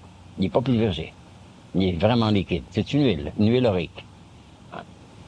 Et aux Indes, ils pratiquent une thérapie comme ça, Ah avec oui. des diamants pulvérisés, des pierres précieuses, de l'or, Moi, etc. j'en connais rien de ça. Ouais. Non, Ouais, ok. non, j'en connais absolument rien. C'est Non. peut-être un genre de placebo. Les placebos, bien. un nostrum quelconque, En oui. tout cas, c'est un bon placement pour celui qui pratique Ouais, la oui, thérapie. oui, Ouais, oui. ok. Madame? Madame? Je voulais dire, moi, c'est aussi la même chose que le monsieur. Je connais des gens qui font de l'arthrite. Oui. Ils leur font prendre ça, des poussières d'or, et ça. Et je sais pas si c'est du forme de pilules. Le meilleur traitement pour l'arthrite, c'est cette huile, c'est encore cette huile aurique. Cette huile-là. Les médecins le font. J'en connais Je rien. sais pas si c'est comme forme de pilule ou quoi, là. Ils appellent ça la poussière d'or. La poussière d'or, c'était un terme exagéré. La poussière d'or, elle est métallique. Faut pas que l'or soit métallique, faut que ce soit liquide, l'or potable, comme on dit. On appelle ça de l'or potable, l'or buvable. Mais ce n'est pas sous forme de virulence, hein. Ouais. Alors, quand on a pris le cinabre, qu'on l'a bien pulvérisé, et qu'on l'a fait passer par le processus de sublimation, ça devient une huile. C'est de l'huile d'or, véritablement, mais c'est de l'huile, pareil comme de l'huile d'olive ou bien n'importe quelle huile. Ouais. Alors là, ça s'assimile tout de suite. Mais en poussière d'or, on prenait une cuillerée, par exemple, on prenait une cuillerée de sucre ou bien n'importe quoi, je crois pas que ça puisse s'assimiler comme ça. Mais j'en sais rien. Plus tard, dans la conférence ce soir, dans les périodes de questions, est-ce que vous allez nous dire quand est-ce que vous allez aller à Rawdon? Pour ramasser de la rosée, Oui. il va falloir consulter nos autorités. Qu'est-ce que t'en penses? Mais ça ne pourra pas se faire au mois de septembre, ça va se C'est faire vrai, au mois au mois d'avril, d'avril, au à mois d'avril Pâques. prochain, plutôt. Enfin, ouais. Ouais. Voyez-vous, au mois de septembre, on sera à 180 degrés d'énergie solaire. Hein, on sera 6 mois plus tard. L'année dernière, on est allé dans le temps de Pâques, justement, le jeudi saint. Hein. C'était très bien. On souhaiterait y aller dans le temps de Pâques l'année prochaine, dans le mois d'avril. pas nécessaire d'aller au lac George, on pourrait aller peut-être à Rawdon. On a bien aimé ça, l'expérience du lac George. C'était fantastique, ça. Ouais. C'était un peu long comme voyage, combien? 3 heures, 3 ou 4 heures? 3 heures environ, oui. Mais ça valait la peine. On aurait dû rester 2 jours ou 2 ou 3 jours au moins là-bas. Oui, agréable, oui. ça. Prendre des bains, là. Mais oui, mais oui. Alors, on y retournera, mais je préférerais aller plutôt dans le nord, Saint-Félix-de-Valois, je pense, ça serait bien, là. OK. Ben, dans le bout de Rawdon, il y a des beaux terrains, il y a un terrain de golf. Rester 2 jours au moins pour Oui. qu'on puisse en bénéficier aussi. Parce qu'on a eu de la rosée tard le matin, il était à 4-5 heures. Au début de la nuit, on avait eu On a été arrosé. Oui, on ça, a été arrosé. On voulait arroser, puis on s'est fait arroser. Est-ce qu'il y a des questions qui concernent personnelles sur sa vie d'alchimiste? Pourquoi l'automne a ramassé au mois de... Parce que le soleil est à 180 degrés plus loin. Vous, au lieu d'avoir une conjonction, vous avez une opposition. Et la Terre ici, hein, ici, là, vous avez 180 degrés, puis là, vous avez un autre 180 degrés qui fait un anneau complet de 360 degrés. Hein. Alors, c'est le temps de Pâques, quand la Lune passe devant le Soleil, entre Vénus et la Terre, et là, la rosée est plus abondante, puis plus forte. Le mot Pâques veut dire passage. C'est véritablement le passage de la Lune devant le Soleil qui occulte le Soleil pendant 8 minutes à peu près. Puis après ça, après son occultation, il jaillit et plus d'énergie. On célèbre habituellement le dimanche, le premier dimanche de Taurus du mois d'avril, hein. Mais c'est toujours le moment où la Lune passe devant le Soleil et quand Vénus est en ligne directe avec. Là, il y a beaucoup d'énergie qui s'émane. Ouais. C'est le temps. Tandis que si on va 6 mois plus tard, soit 180 degrés plus tard, vous avez le Soleil à mi-chemin. 180 degrés plus loin. Il n'y a pas autant de force. La meilleure force, la plus grande partie de l'énergie vient au temps du passage. Ou après le passage de Lune.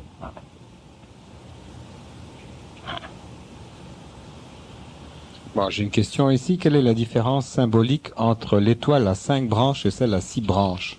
Bon, l'étoile à 6 branches, c'est simplement les 2 mystères de l'incarnation puis la résurrection. Hein? C'est le triangle inversé, la pointe en haut et la pointe en bas. Hein? Alors, c'est l'étoile de David. L'étoile à 5 branches, c'est le symbole de l'homme. Hein? Le pentagramme. Le pentagramme. L'autre, c'est l'hexagramme. Hein? Alors, on dit que le Christ, c'est le pentagramme, tandis que le précurseur, c'était l'hexagramme. Hein? Alors, c'est une forme de géométrie sacrée qui a été conservée longtemps dans les anciens mystères. On employait des symboles comme ça, géométriques, pour exprimer, pour illustrer les valeurs ésotériques.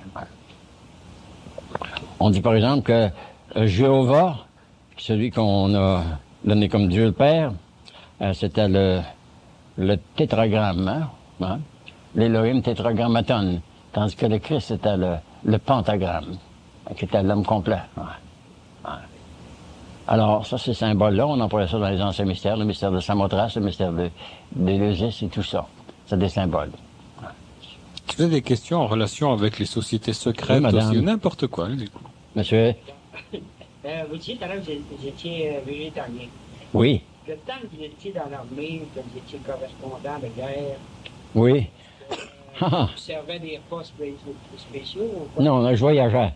J'étais pas combattant, moi j'étais correspondant de guerre. Je voyageais en Jeep, puis à partir d'Halifax, j'allais jusqu'à Nanaimo, en Colombie-Britannique. Et j'avais toujours ma gamelle. Ça, c'était moitié café, moitié rhum. Et quand j'arrivais dans une ville, je m'achetais un repas, un céréales, un sandwich ou quelque chose comme ça. Et le reste du temps, j'avais mon Jeep puis ma gamelle, je mettais 50 onces de rhum. Ça, je pouvais partir d'Halifax jusqu'à Halifax. Ouais, d'Halifax jusqu'à Halifax, jusqu'à Colombie-Britannique comme ça, avec 50 onces de rhum et café. Non, on n'a jamais mangé de viande chez nous. C'est encore assez difficile de ne pas manger de viande, tu sais, parce que des fois, dans ce spectacle, je vais faire mon messes. Non, habituellement, je me faisais faire, moi, des soupes, des soupes aux légumes. Au bien des endroits. À Ottawa, je passais des fois 2 jours. À Ottawa, ma base était à le Citizen, à Ottawa. J'avais un petit restaurant sur rue Spark, je pense. J'avais toujours des bonnes soupes, là. Ah oui, soupes aux légumes. À Winnipeg aussi, à Winnipeg, Friprès, j'avais toujours des bons pas, là. Maintenant, on dit que la pensée se filtre au travers du sang. À travers du? Du sang. Oui. Et puis, la viande laisse des toxines dans le sang. C'est pour la raison pour laquelle que disons, c'est pas suggéré pour quelqu'un qui veut développer son spirituel. Ben oui, mais seulement, il faut pas se faire de fausses idées au sujet de la spiritualité. La spiritualité se manifeste dans tous les actes de notre vie. Hein? On a des idées grossières ou des idées subtiles. C'est toujours conditionné par ce que l'on mange. Hein? Ah. Non, c'est plutôt notre état d'esprit qui conditionne la qualité ou l'effet de la nourriture que l'on a. Ah. J'ai déjà mangé de la viande dans la famille, là, à Pâques, ou comme il y a 2 ans, j'ai mangé du dinde, puis des tourtières des fois, mais je m'excuse après pour les dégurgiter. Je suis pas habitué à ça. D'ailleurs, j'étais très jeune, on mangeait pas de viande chez nous. On était à l'île d'Orléans, puis on mangeait des légumes en abondance, des fruits, des céréales, des crêpes, on mangeait des crêpes, de mélasse. Tu perds. Oui, ben oui. Ouais. C'est le sucre de canne, hein, oui. Ouais. On appelle ça le sirop de Barbade, hein, le sirop de Barbade. Du fond de tonne, ça c'est le thème qu'on envoyait. Vous attendez ça, je sais pas ça, du fond de tonne dans un sirop épais comme du noir à chaussures. Sirop de poteau? Sirop de poteau, oui. Ah oui, on avait...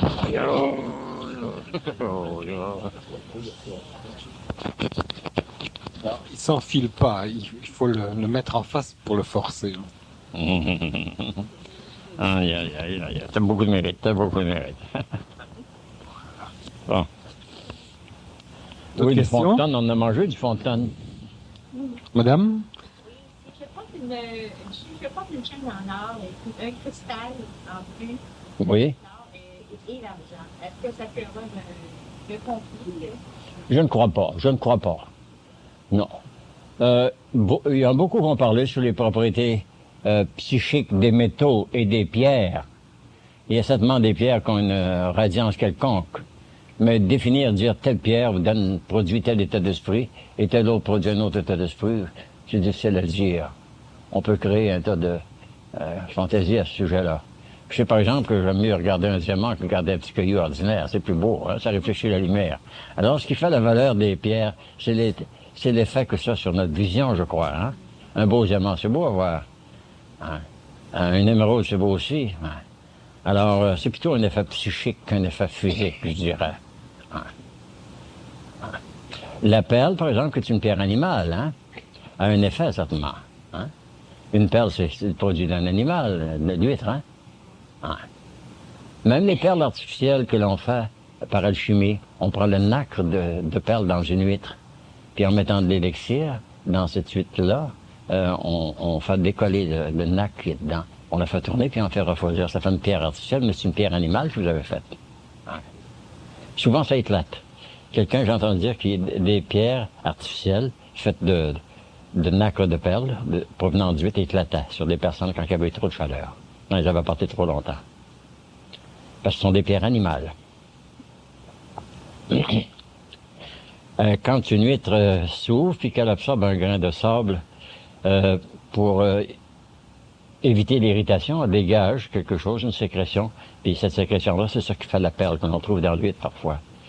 Et certaines huîtres perlières que l'on cultive en Bretagne, je crois, consiste à prendre les huîtres et introduire un morceau de sable, un grain de sable dedans, puis les remettre à l'eau.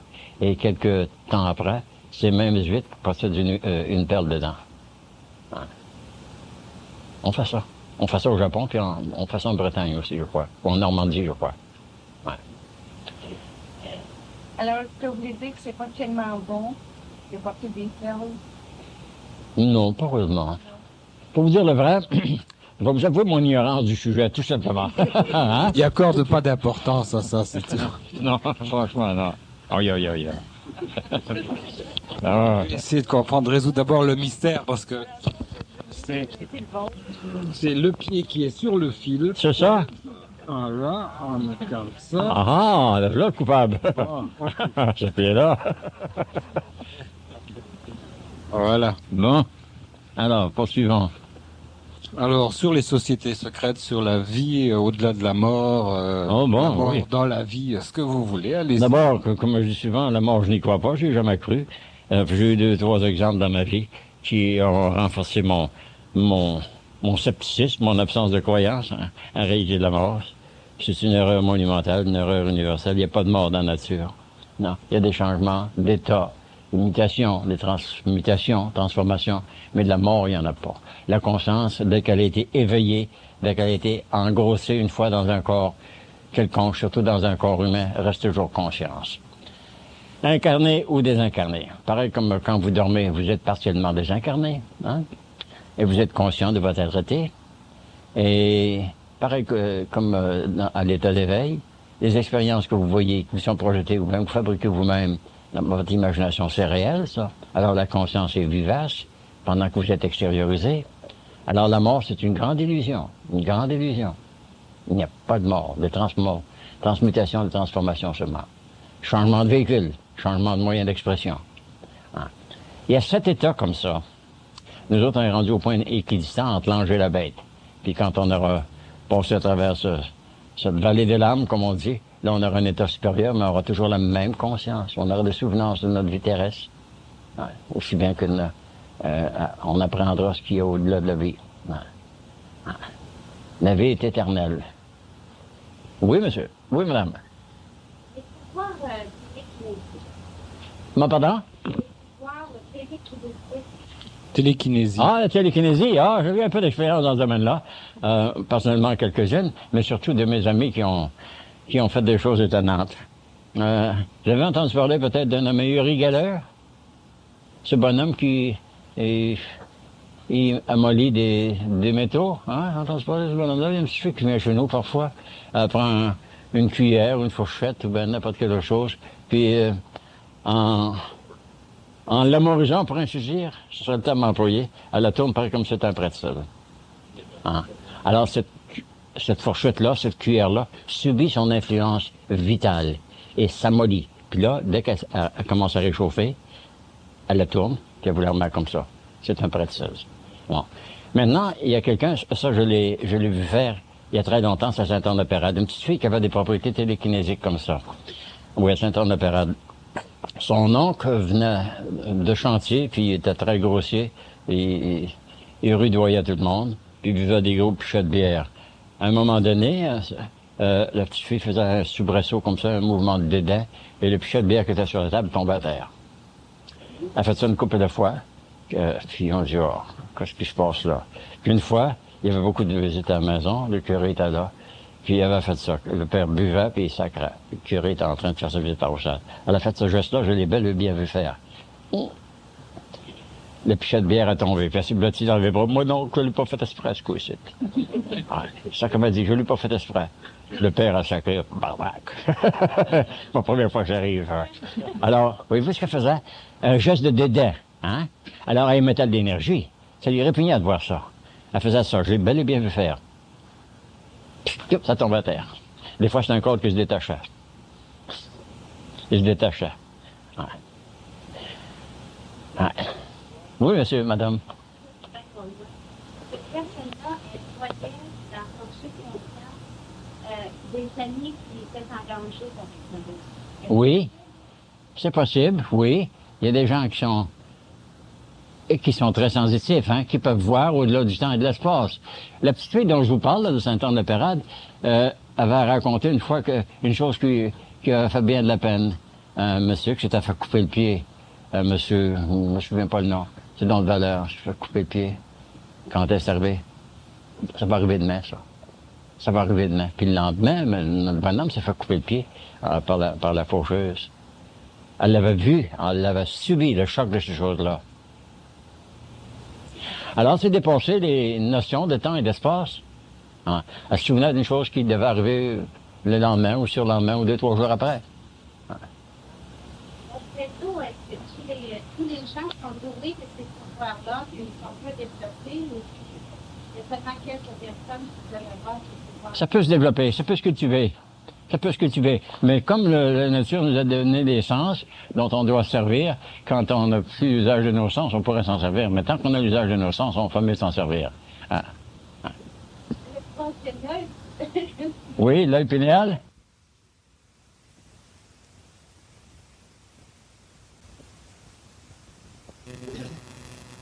Oh, ça se développe assez facilement. C'est lui qui fonctionne en rêve, d'ailleurs. Hein? À l'état de rêve, il peut voir des choses qui se passent à distance. Hein? C'est le troisième œil qui voit. Ouais. Ouais. On a, pour tous les sens physiques que l'on a, on a des sens astro aussi. Hein? Ouais. On a 4 sens astro. Puis des sens physiques, naturellement. Ouais. Comme ça, il y a une troisième oreille aussi. Ah oui, l'oreille intérieure, deuxième certainement. nez, L'oreille intérieure, ben oui. Ah oui. Oui. Dernièrement, un bonhomme qui a écrit quelque chose sur le third eye, le troisième oreille. C'est Béline, non? Est-ce que c'est pas Béline? Oui, je pense que oui, justement, oui. Ah oui. Oh oui. Ça, c'est avoir la clairaudience. Quand cette langue-là est bien développée, on a tendance à développer soit de la clairaudience ou de la clairvoyance, selon le sens qui est le plus développé. Une personne qui a le sens de vue très développé verra dans l'espace, hein, dans l'hyperespace. L'autre, c'est le sens de l'audition, ben, elle entendra. Si par exemple quelqu'un avec lequel elle est en affinité lui parle intérieurement, mais en prononçant des paroles, alors elle l'entendra, comme en rêve. Alors, il s'agit de verbaliser les paroles que vous voulez prononcer. Vous voulez verbaliser, vous parlez intérieurement. Puis la personne avec laquelle vous êtes en affinité va entendre ces paroles-là. Ça, c'est facile. Ça se fait. Un très grand nombre le font. Ouais. Ouais. Alors, ça, c'est la clairaudience, parce que votre oreille est plus sensitive que votre œil. L'autre, c'est la clairaudience. Il y a une autre faculté qui se développe quand le troisième œil est ouvert. On appelle ça la... je sais pas, il y a plusieurs termes que ça. Mais c'est une espèce de kinésie. Vous prenez un objet, par exemple, qui a été manipulé par quelqu'un. Alors, c'est un objet de nature animale, surtout. La cire d'abeille, c'est ce qui est plus facile à prendre. Alors, vous prenez cet objet-là, immédiatement, vous avez une vision de la personne qui l'a manipulé. Hein? Parce que cette cire d'abeille-là, ou bien un morceau de laine, ben, n'importe quoi qu'elle ait rapporté, quelque chose de nature animale, sera imprégné de la substance de cette personne-là. Alors, vous en avez une image, puis c'est un point de contact. On appelle ça un témoin. Dans des guérisons à distance, on peut prendre un objet comme ça, puis le donner à cette personne-là, on lui dira, porte ça sur toi toute la nuit, tu me le rapporteras demain matin. Alors, le lendemain soir, oui, le lendemain, vous vous isolez, puis vous pensez à cette personne-là, puis vous formulez une formule thérapeutique, là, puis elle va le sentir. Parce qu'il y a un contact établi, on peut ça un témoin. Alors, ça manque quelque chose d'animal. La cire d'abeille, c'est ce qui est le plus profitable, le plus efficace dans ce domaine-là. Alors, ce sont des choses qui existent, puis qui ont été mises en application depuis des temps immémoriaux. Puis il y en a qui le font instinctivement. J'ai vu ça à Saint-Anne-Opéra, il y avait un groupe de gens, pas qui étaient psychiques, mais qui étaient familiers avec ces sciences-là. Alors, ils mentionnaient que pour produire ces phénomènes-là, ça demanderait quelque chose d'animal, la cire d'abeille, ou bien de la laine de mouton, un gilet de laine, quelque chose comme ça. Ouais. Alors, je l'ai constaté plusieurs fois dans ma vie, ça. Et moi, ma méthode pour établir contact, ben, c'est de la cire d'abeille. Hein? Ça, c'est efficace tout de suite. Hein? Alors, ça, c'est efficace immédiatement. Puis on peut le détecter. C'est pareil comme le flair d'un chien. Hein? Un chien, il va pouvoir détecter ce que vous avez porté vous-même. Hein? Parce qu'il y a assez de flair pour dire ça appartient à Joe Blow, ça appartient à Alec. Ouais. Ouais. Alors, ça se fait instinctivement, ça, puis inconsciemment. On dit ça appartient à Phil Levy, qui n'est compte. Hein? Ouais. Ce sont des choses subtiles, mais qui existent. On les observe pas. Parfois, on les constate. On dit c'est bien étrange, c'est mystérieux, c'est fantastique. Mais c'est vrai. Si on n'observait plus, on verrait des choses étonnantes comme ça qui se passent. Ouais. Il y a une question ici. Oui, madame. Pourriez-vous nous parler du centre de la Terre? Ah ben voici, oui. Là, on l'appelle la gare Thor, on l'appelle le paradis des chats. Moi, ils appellent ça le paradis terrestre. Et on a écrit plusieurs volumes à ce sujet-là dernièrement, nommé... c'est Raymond Bernard? Raymond Bernard, oui. Alors, il parlait de la Terre creuse. Alors, il y a 27 ouvertures à travers le surface du globe, qui mènent au centre de la Terre, ou à la Terre du centre, si vous voulez. Hein. Bon, imaginez-vous maintenant que nous vivons à la surface d'une croûte terrestre de 30 000 d'épaisseur. En dedans de ça, il y a du vide, puis en dessous de ça, il y a une boule solide, qui est la Terre intérieure. C'est pareil comme s'il y avait neigé de la poussière cosmique, tombé de la poussière cosmique sur la Terre pendant des millénaires. Puis on vit à la surface de cette croûte de poussière-là. Puis dans le Mont Shasta, dans la Californie, il y en a peut-être qui ont entendu parler de cet endroit-là, le Mont Shasta. Il y a une ouverture qui mène au centre de la Terre, à peu près à 2700 pieds de profondeur. Puis là, il y a de la végétation, de l'animation. Plusieurs y sont allés. Tous ceux qui en ont parlé, Jules Verne, Bulwer Lytton, puis bien d'autres aussi, ont été là, d'une manière ou d'une autre. Edgar Poe. Edgar Allan Poe, mais oui, justement, c'est très bien ça, Edgar Allan Poe, mais oui. Et dans les Appalaches, pas loin d'ici, il a mentionné une ouverture dans les Appalaches. Oui. Oui, Edgar Allan Poe, oui. Tous ces gens qui ont écrit des œuvres incroyables comme Jules Verne, justement très inspirés. La race qui nous supplantera, c'est précieux, ça. Ils ont été chercher de l'information là qu'ils ont ramené à la surface. Oui. Ouais. Alors, Jules Verne, vous voyez comme il était précis, non seulement dans ses prédictions, mais dans ses constatations aussi qu'on pourrait... Tout s'est accompli, sauf le voyage au centre de la Terre. Dans son œuvre, je pense que c'est le seul encore à venir. Oui, mais c'est trop peu connu. Mais c'est vrai qu'il y a 7 volumes qui ont été écrits à ce sujet-là. Il y en a 7, hein? Ouais. Moi, je suis familier plutôt avec celui de Bulwer Lytton et de Jules Verne et celui de Richard Byrd, hein? L'amiral américain, un amiral américain de la marine américaine, de l'aviation américaine, qui a pénétré 1500 000 à l'intérieur de la Terre. 1500 000. Puis il est revenu. Il est allé en bateau jusqu'aux terres du Sud, là, terres de feu, hein? Ensuite, ça, en avion, il est rentré 1500 000 à l'intérieur de la Terre. Il a constaté de la végétation, de l'animation, des animaux préhistoriques, les mammouths, les éléphants fourrures. Ouais. Il a commencé à irradier de son avion, puis on a fait sécher ça. C'était en quelle année que c'était? En 59? Je pense que c'était après-guerre, mais je me souviens plus. Après la guerre, hein? Oui, bon. très peu de temps. Alors, il a fait une émission à partir du centre de la Terre. Puis la Russie l'a accepté, mais l'Amérique, on fait sécher ça. Il était 1500 000 à l'intérieur de la Terre. La Terre est creuse. Le volume qui est écrit ou qui a été écrit à son sujet, c'est des Hollow Earth, la Terre creuse, hein? Ouais, par Raymond Bernard. Je vous recommande ce livre-là, si vous pouvez le trouver. Non. Non? C'est épuisé depuis 10 ans. Ça n'a jamais reparu sur le marché. Là, c'est les éditions Albin Michel. Vous ne le trouverez pas. Les seules places où on peut le trouver, c'est dans des bibliothèques. Oui. Alors, s'il n'a pas déjà été volé, je vous en ferai des polycopies. Il va vous faire des polycopies. OK. Ouais. On va les attendre. La Terre creuse de Raymond Bernard. C'est authentique, il n'y a pas d'erreur, hein? Ça a été constaté. Puis l'ouverture dont je vous parle, le Mont Shasta en Californie, il y en a 2 ou 3 qui sont allés dernièrement, qui ne sont pas revenus. Mais ils vont venir, je crois bien. Ils vont nous dire ce qu'il y avait. Mais Richard Byrd a révélé des choses étonnantes, vraiment étonnantes. Incroyables. On n'ose pas en parler parce qu'on dirait, il est fou le Il y a une conférence qui a été faite là-dessus, hein, en détail. Oui. Vous avez fait une conférence de Terre creuse, hein? Oui. OK, ouais. Ça, vous pouvez trouver ça dans les cassettes. Je pense que oui, me semble, hein? Oui. Ouais. Alors, d'après vous, Alexandre, le secret des Templiers, ce fameux secret des Templiers, c'est quoi? Ce n'est pas si secret que ça. C'est quelque chose que l'on garde par prudence. Mais voyez-vous, on parle de l'ordre des Templiers, n'est-ce pas? Hein? Mais c'est pas ça, c'est la connaissance des centres initiatiques à l'intérieur de la Terre. Il y en a 27. C'est pas rien que le Mont Shasta. Il y en a 27 centres comme ça. Autrement dit, ils étaient les gardiens du seuil de ces centres initiatiques. Exactement. Château-Lorraine, oui. Ils connaissaient donc les entrées, les couloirs qui menaient à ces centres initiatiques. Oui. Ouais. Ensuite, le paradis chats. Ouais. Le paradis intérieur, le royaume intérieur. Ouais. Est-ce qu'avant eux, les Celtes n'avaient pas aussi cette connaissance? Dans le niveau des druides, il y avait des gardiens aussi. Oui. Le Château-Lorraine, vous avez entendu parler de ça, le Château-Lorraine? Oui. Ça s'est donc transmis comme ça de génération en génération. Ouais. Alors, on fait des secrets au sujet de tout, mais il n'y en a pas de secret. C'est garder scrupuleusement pour ne pas ravaler la connaissance, puis corrompre les renseignements. Mais le secret des Templiers, c'est un enseignement qui est précieux, un enseignement initiatique. Hein? Ouais. Et le troisième secret de Fatima, pourquoi est-ce qu'il n'est pas révélé d'après vous? Ah, le pape avait des scrupules.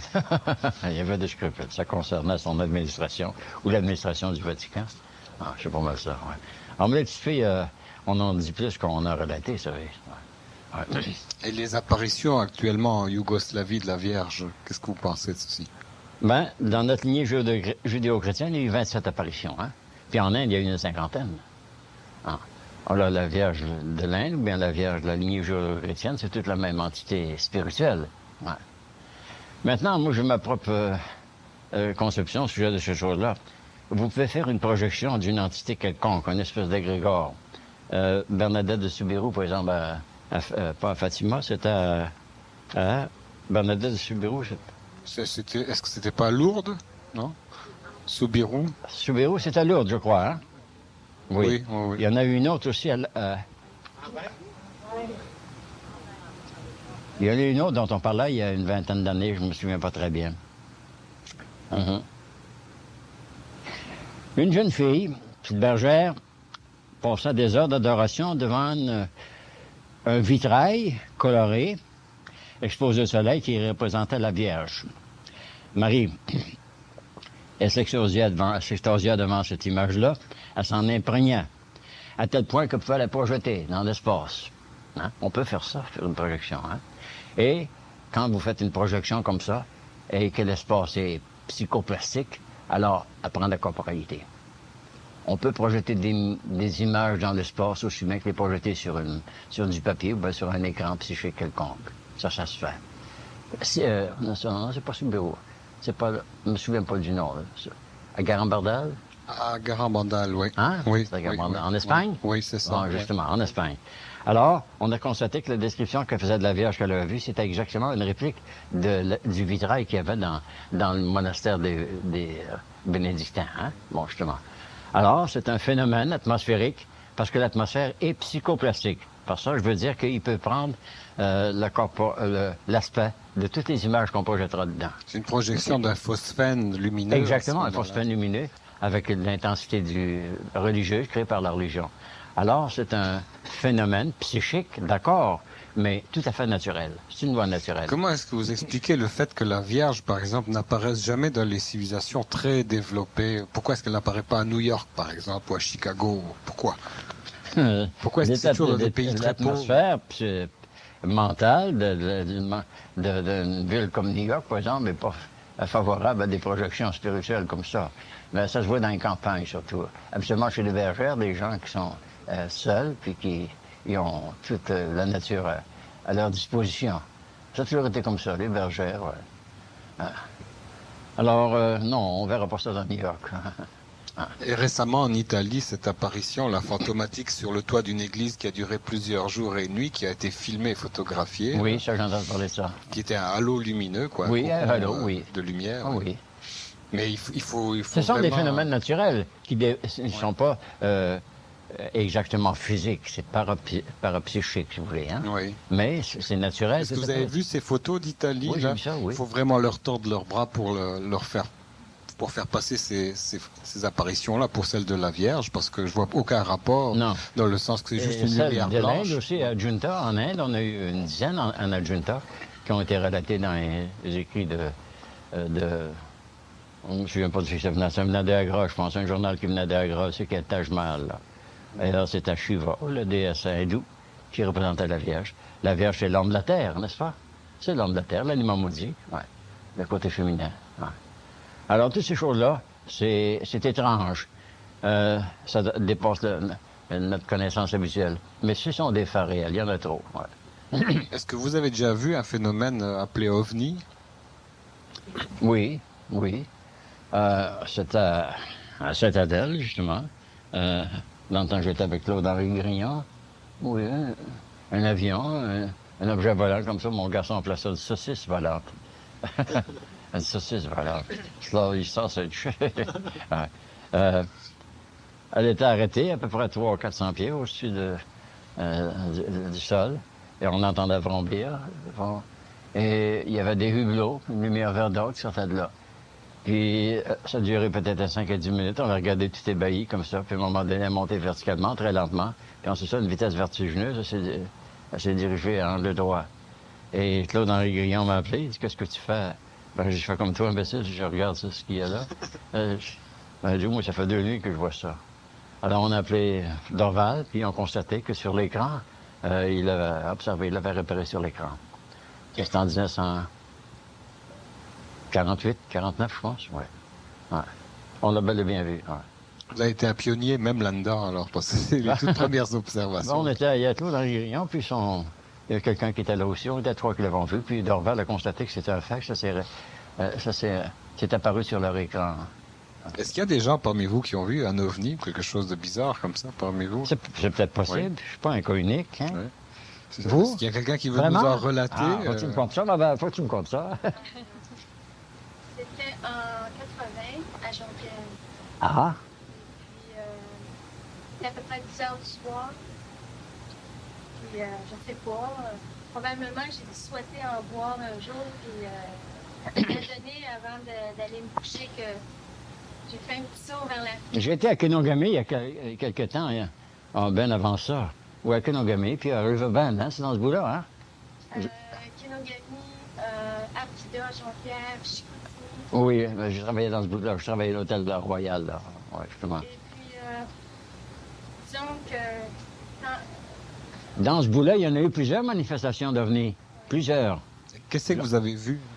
j'ai vu de forme ovale Oui. avec des fenêtres. Oui, des hublots, c'est ça? Hublots. Oui.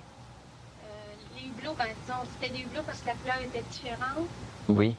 C'était mauve et entouré de jaune. Oui, oui. Et puis ça oscillait. Et puis c'est resté là à peu près 5 minutes. Et puis où est-ce que moi je demeurais, c'était plus haut parce qu'à Jonquière, vous avez des terres qui sont élevées. Oui. Ça veut dire que je l'avais à hauteur des yeux. Mais où est-ce que la soucoupe volante était, c'était à Kenogami. C'était plus bas. Donc, je l'avais à la hauteur, mais je veux dire... et moi, ce qui est arrivé, ce même soir-là, j'avais des amis qui demeuraient dans ce coin-là, dont une femme qui était peinte et qui s'était endormie dans sa chaise et qui a fait un saut. Elle n'a jamais su pourquoi elle a fait un saut. Moi, le lendemain, j'ai dit, ben justement, j'ai dit, vous aviez des visiteurs au-dessus de chez vous. Et puis, ça l'avait ébranlé parce qu'elle ne se souvient pas ce qui s'est passé. Une chose comme ça est arrivée à Alma aussi. Alma? Oui, à Alma, dans ce bout-là. Oui. Oui. C'est en 47, 48, ça. Où c'est arrivé à Alma, puis c'est arrivé à Ben, qui est Price Brothers? J'ai aucune idée, là, de... La compagnie des Price qui font du bois, là. Price, oui. Kenogami. Kenogami, oui, Kenogami, oui, justement. Ouais. Je suis sûre qu'à Kenogami, il y a un très gros barrage aussi. Oui. Alors, j'ai l'impression qu'ils vont vérifier de temps en temps pour pas que ça saute. Parce C'est que possible, oui. ça risquerait d'inonder, là, une bonne partie. Mais on nous dit, plusieurs informateurs des plans supérieurs nous disent qu'à la fin du siècle, on va avoir des exodes formidables. Des flottilles complètes qui vont survoler les centres de civilisation, qui vont survoler le Vatican pour non seulement nous donner une aperçu de leur présence, mais nous prouver que vraiment ils existent, puis qu'ils nous surveillent, qui nous protègent aussi. Il n'y aura rien d'étonnant si c'était pas par l'intervention de ces forces-là qu'ils ont fait sauter des réserves de forces nucléaires, d'énergie nucléaire dans le passé. Il y en a 5 ou 6 qui ont sauté, n'est-ce pas? Aux États-Unis et au Japon aussi. Alors, je pense qu'ils nous surveillent puis nous protègent, je crois. Il y a une dame qui vient ici, qui est venue déjà ici. Carmen Loranger.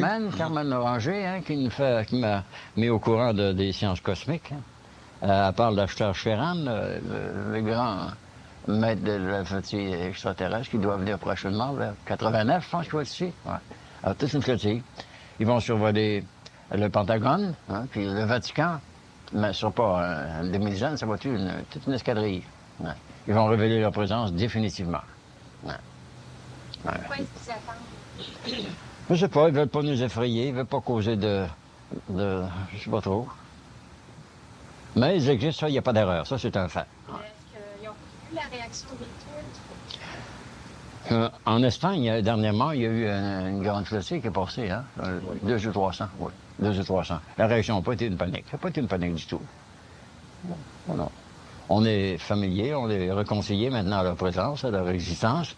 Alors, on les accueillera bien. Ils n'ont jamais fait de désordre, ils n'ont jamais fait de dégâts.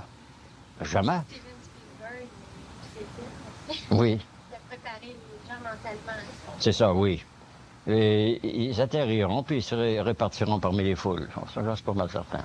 Puis on trouvera qu'il n'y aura pas tant de différence entre eux et nous qu'on le pense. Ce sont des êtres, des humains d'ailleurs, nos frères de l'espace. Nos amis d'ailleurs, comme dirait Monseigneur Schaffner, hein? Nos amis d'ailleurs. Ouais. Ah oui. Puis on dit, oh, ben, on se... Vous, ça sera des Vénusiens. J'ai tendance à croire, oui. J'ai tendance à croire. Ouais. Ben oui, Vénus est très près de la Terre. Ouais. Ah oui, je crois. Alors, on dira, welcome home. Ouais. Alors, est-ce que le centre de la Terre serait une base extraterrestre? C'est possible. Plusieurs l'ont prétendu, hein. Plusieurs l'ont prétendu. Parce que ils viennent tous de l'Amérique du Sud, surtout, hein. En ligne directe. Les lignes qui ont été tracées par Vallée, notre Madame Vallée, c'est pas de la Terre de Feu, hein. La Terre de Feu. Alors oui, c'est pas... On peut croire qu'ils viennent du centre de la Terre. Ouais. En tout cas, le centre de la Terre est creuse. Elle est habitée. Elle est habitée. Ça, c'est fantastique, je veux dire, ça, c'est audacieux. Ah. Je vais passer pour un fardu, mais ça n'a pas d'importance. Elle est habitée, soyez-en sûrs. N'en doutez pas. Ouais. Ouais. OK. Il y a 2 ans, je suis en Amérique du Sud. Oui. Précisément au Pérou. Hein?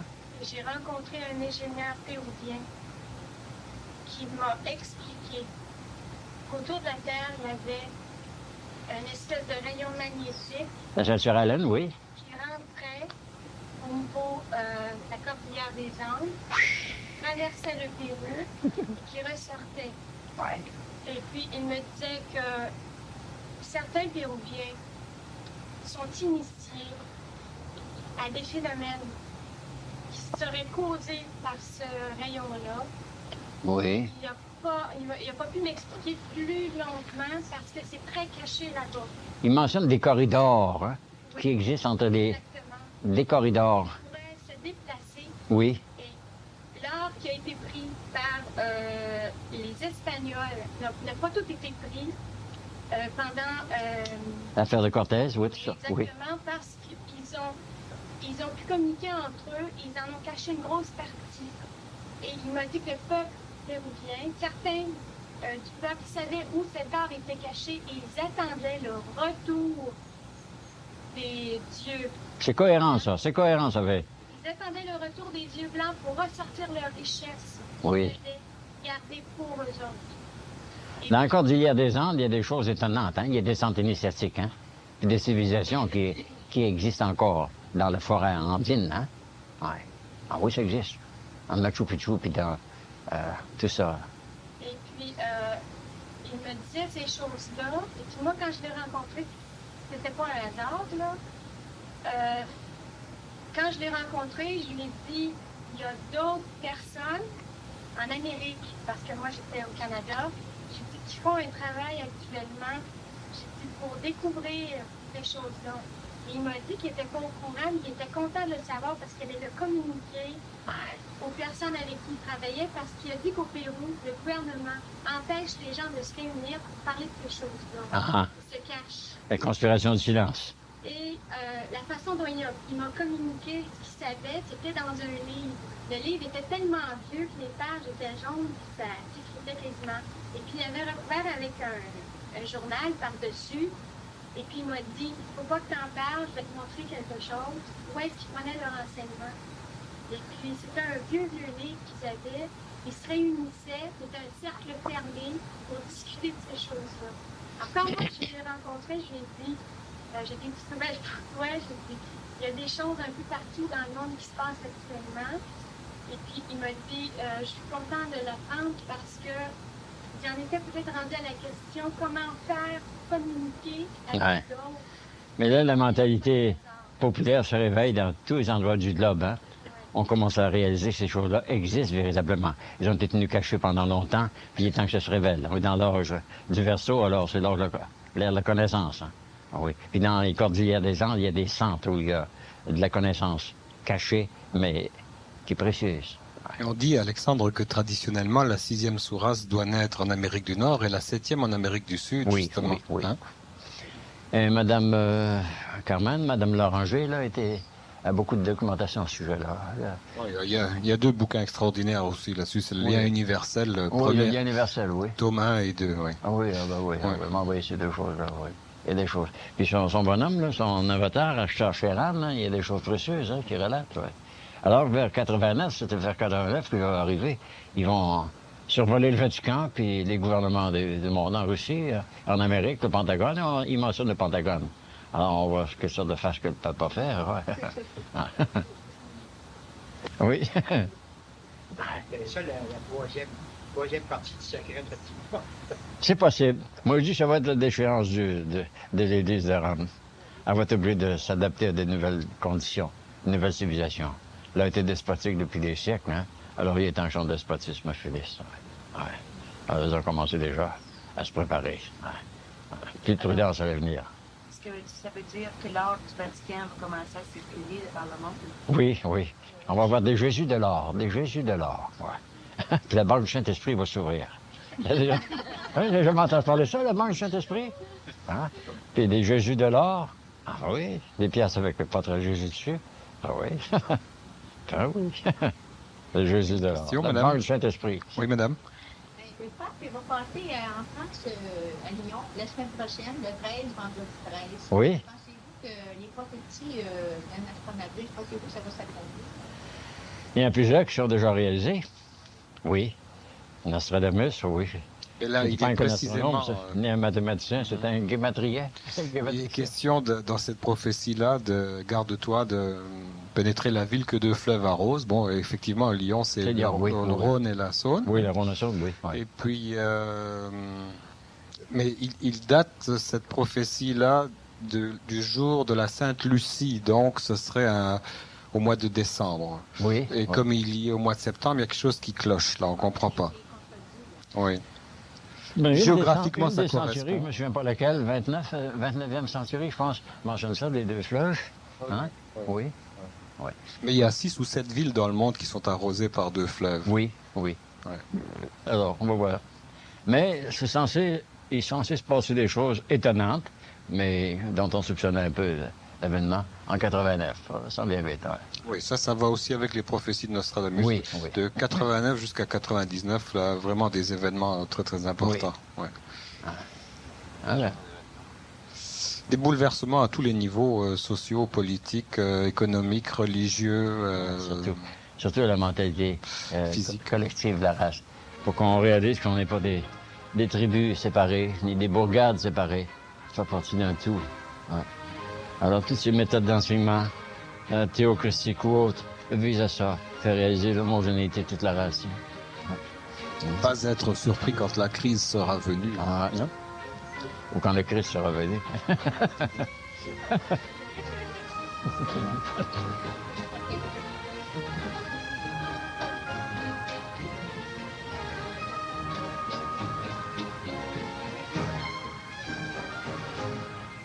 Hein?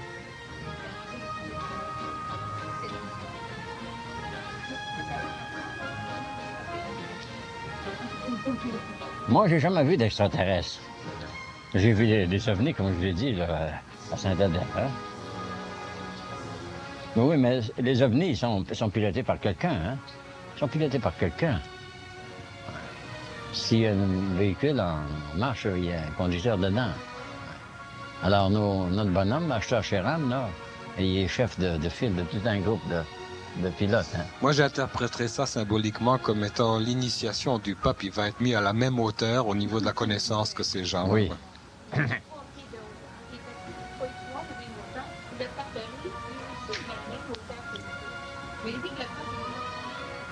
C'est l'intellect. Chez eux, c'est le mental supérieur. Il reste une ou deux questions, on a le temps. Madame? Oui.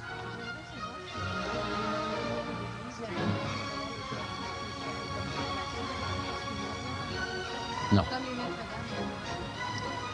Ah ben, oui, c'est possible. Mais c'est une réplique de Notre-Dame, n'est-ce pas?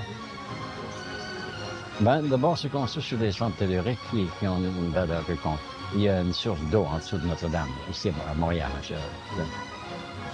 Ah oui, absolument, oui, il y a le puits, hein, oui. Ouais, c'est l'ancien observatoire, ça. Oui, probablement quelque chose. Mais je ne suis pas suffisamment familier avec ça. Mais je sais que oui, il y a toutes les conditions nécessaires pour qu'il y ait l'inception de la spiritualité. Il faut de l'eau, hein, d'abord. Hein. Il faut une source d'eau, forcément. Hein. C'est pas d'eau. Hein. Monsieur? Est-ce qu'on peut communiquer avec les extraterrestres? Je crois. Je crois. Vous avez lu les œuvres de Adamski, peut-être? Adamski? Ben, qu'est-ce que vous en pensez? Il me semble que c'est assez cohérent, ça. Je crois. Aurel, je l'ai entendu ridiculisé par bien des gens, mais j'en connais rien à son sujet. Aurel, Bourillon, c'est Bourillon, n'est-ce pas? Ce bonhomme-là? Je sais pas. Tu veux pas faire un terrain d'atterrissage? Un beau tapis pour les recevoir? Aurel, il a fait pleurer pendant un bout de temps, mais je pense pas que ce soit sérieux, ça.